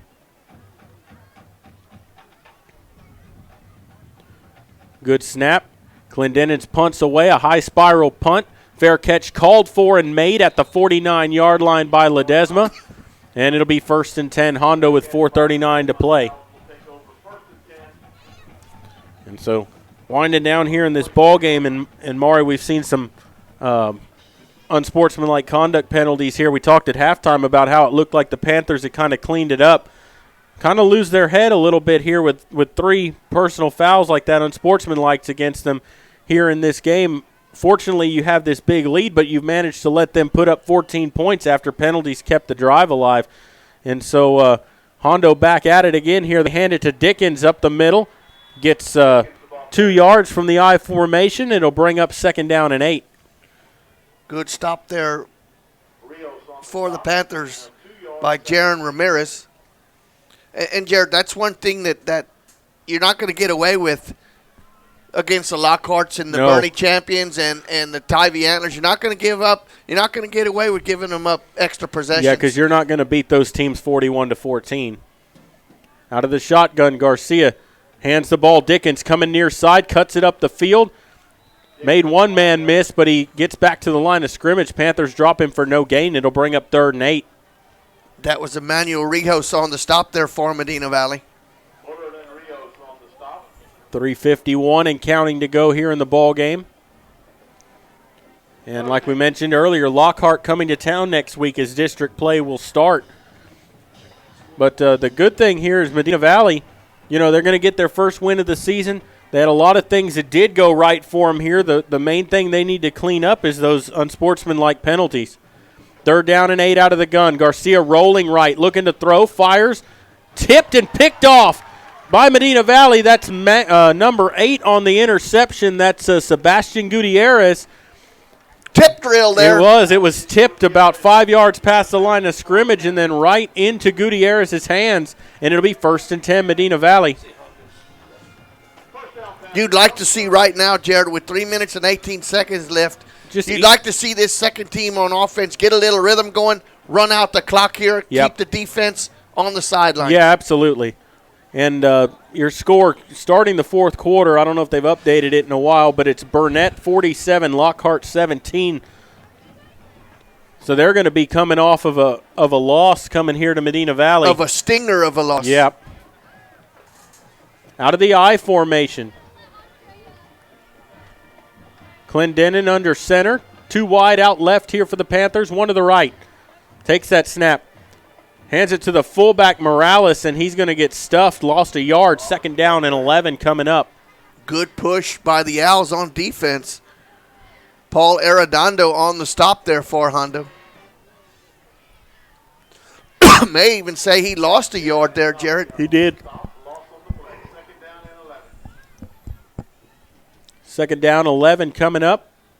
Need to get some push here from the offensive line. 2:48 and counting to go here. 2nd down, 11 coming up. Out of the I formation again. Clendenin under center, takes the snap. Pitches it out to the left side. Looking to try to get some running room. He turns the corner. Maybe got a couple of yards. That was number 25, Aaron Ledesma, on the carry. For the Panthers, it's a sweep out to the left. See where they spot him. Looks like he went out of bounds. No gain. Going to bring up 3rd down and 11. Dickens on the stop there for the Owls. That was a lot of running for no gain. Looks like, no, they're going to give him 1 yard back there, so it'll be 3rd down, 10 to go. 2:13 and counting to go in the ball game. Ball at the 32-yard line of Medina Valley. Out of the I. Clendenin takes that snap. Going to throw. Sets up. Fires over the middle. That's got to be pass interference all day, and there comes the flag. Yeah, but where did it come from? It came from the line judge. From the line judge, and the ball is 15 yards down the field, right in the middle of the field. The 3 back judges are standing there. Yeah, ball was intended for the receiver right in the middle of the field, and the defender for the Owls had his arms draped all over him. But what are the ones that are closer to the play looking at? Yeah. And that is pass interference. That'll give the Panthers a 1st down with 1:55 to play. Of course, the one that threw it was the one who had the Panthers coaching staff in their ear also. Yeah, absolutely. You know, we saw that in the La Vega game. The referee closest to the play didn't make a lot of those calls. There's a lot of pass interference in that 2nd half that came back from the goalpost back there. That was our 12th man. Yeah, absolutely. So 1st and 10 for the Panthers. Ball at their own 41, 1:55 to play. Clendenin fumbles the snap, and he just lays on top of it. Loss of a yard back to the 40. It'll be 2nd down and 11. But the clock does continue to run. Panther lost his helmet, so he has to come out for a play.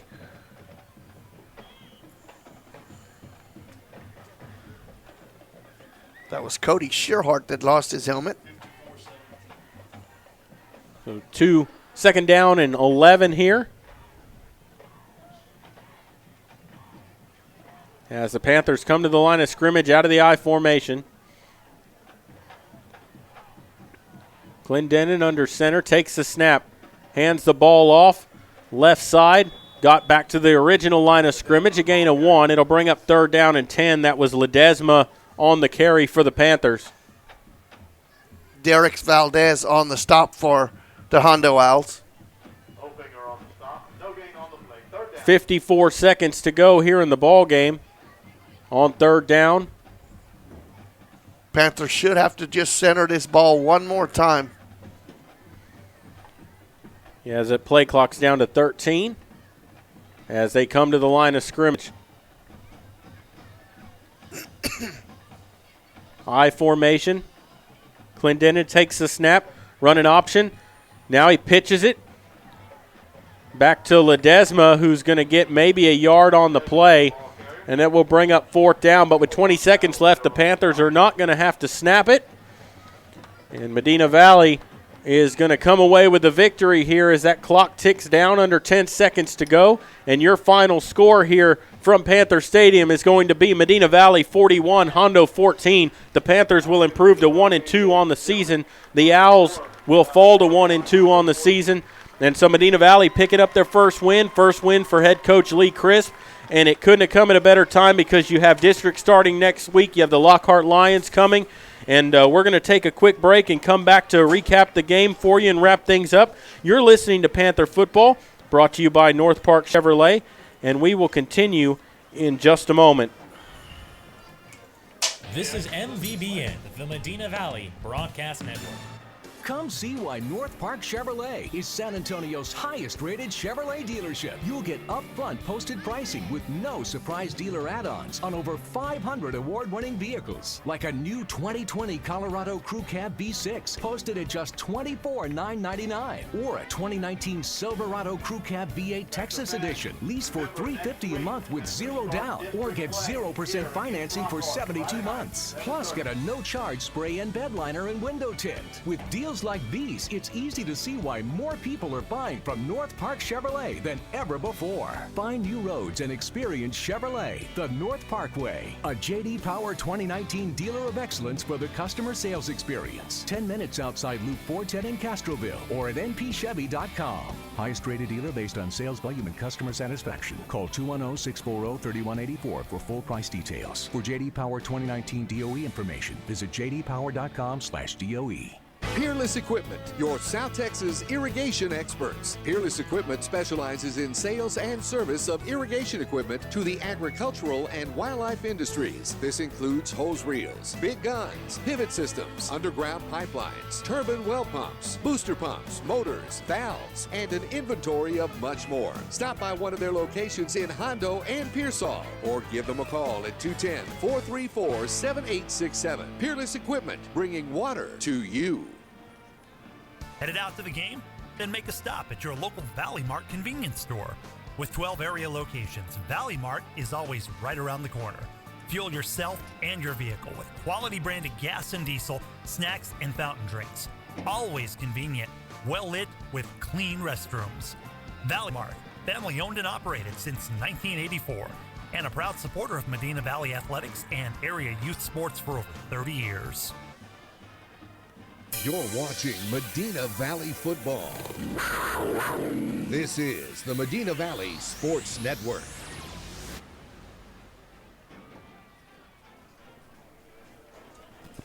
Welcome back here to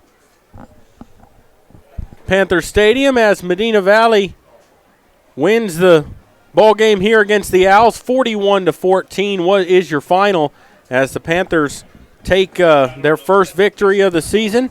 They defeat Hondo here, and really, Medina Valley, everything they wanted in this ball game, they were pretty much able to do. It was 28-0 at halftime. James Gibson scored 4 or 5 of your touchdowns in the ball game. Charlie Morse with the other one. Yep. So but Jared, the game started out the way Medina Valley wanted to, forced a 3-and-out, scored, forced another 3-and-out, fumbled, forced another 3-and-out, scored. So with the exception of the second drive where Medina Valley fumbled, they scored on every other possession in the first half. Yep. And limited the Hondo Owls to 0. So second half, you saw a lot of the new faces in there for Medina Valley getting some reps in there and some good reps in there also, because Hondo still had their first team in there still pressing the whole way, and Medina Valley got some young kids in there to get some experience for the district season coming up. Yeah, absolutely, and a lot of good things to take from this ball game for Medina Valley. I would think that the couple of things they'd want to work on moving into next week are going to be a couple of things on special teams. Getting 2 extra points blocked right up the middle was no help, and then running out on punt with 10 men on the field twice. And then the other thing is those unsportsmanlike penalties in the second half. That enabled Hondo to score a couple to keep drives alive, and both times they ended up scoring after a would-be punt situation brought up a first down after the sportsmanlike conduct. But a very, very clean first half, a little bit of composure lost in the second half, but nevertheless Medina Valley comes out on top 41-14, did what they needed to do to get momentum going into the district race, which starts next Friday here at home against Lockhart. Yeah, absolutely. The Lockhart Lions will be coming to Panther Stadium here, and it will be the opening game of district. And it is it's the opening game of district, but nonetheless, opening game or not, that's a big one for Medina Valley. And so, because we talked earlier at halftime about where you got 5 teams vying for 4 playoff spots, and Lockhart and Medina Valley are one of them. So you want to win that first game because it could come down to between those 2 teams getting that 4th spot in the playoffs. And if you never know. You look at it like last year's situation where Medina Valley went into the final 2 games, could have won the district and ended up finishing in 4th place, having to go play their number 1 team. And everybody thought, well, this district's going to win all 4 games. Well, it didn't happen like that. Alamo Heights and Kerrville-Tivy were the only 2 that won in the first-round district. Bernie got surprised, and Medina Valley got surprised at Leander Glen. And if it wasn't for a miracle comeback for Kerrville-Tivy, this district would have went 1-3 in the first round of the playoffs, and that's something that should never happen. Yeah, you're exactly right, Maury. And I'd like to remind everyone that our post-game show here brought to you by Security State Bank. Not a customer, we make it easy to join the Security family. We'll help make the switch a snap. Also, we need to pick a player of the game, and I vote for the offensive line, giving it to the entire offensive line because I know that Gibson scored 5 touchdowns in this game, but without the help of that offensive line opening some gigantic holes for him and Charlie Marsh to run through, they pushed Hondo all over the field, and that Hondo defense had absolutely no answer for that line that Medina Valley put out there. James Gibson would tell you, and he did tell us, the coaching show, I can only do what my offensive line does in front of me. And he gave all the kudos to the offensive line. And he understands, and so does Charlie Marsh, that it begins right up front. And we mentioned that offensive line a couple of times, and you could tell the difference when they were in there against the second team.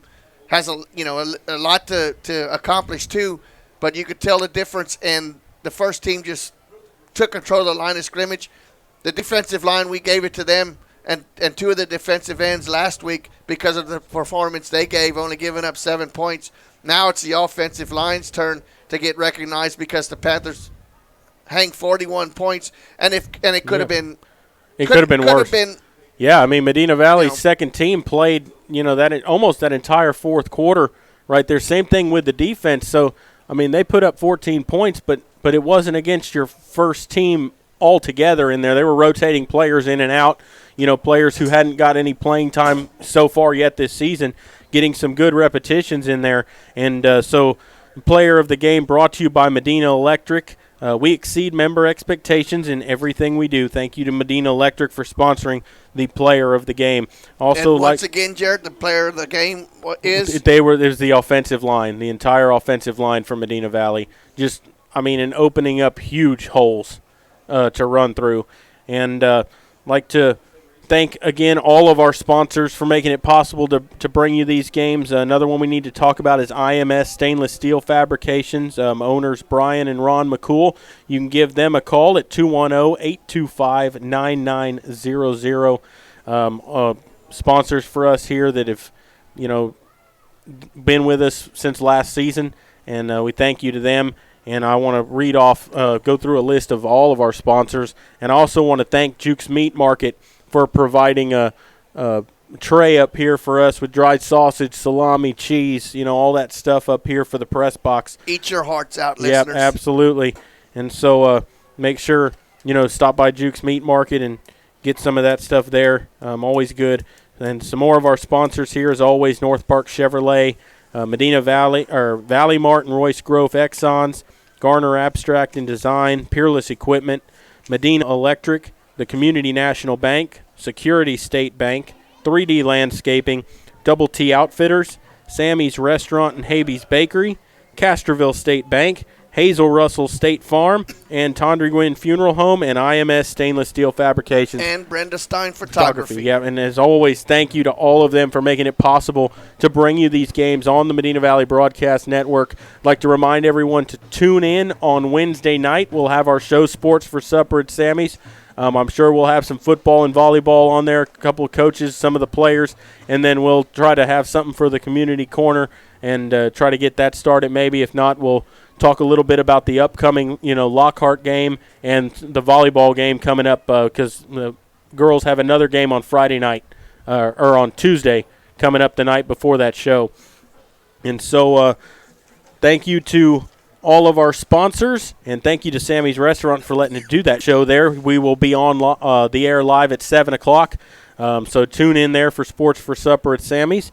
For Medina Valley Broadcast Network, for Maury Stein and Jeff Stivers, I'm Jared Lucky, thanking all of you for joining us here tonight. Final score, Medina Valley 41, Hondo 14. The Panthers now 1-2 on the season as they start district next week with Lockhart. So good night and God bless, and we will see you next week when Panther football continues.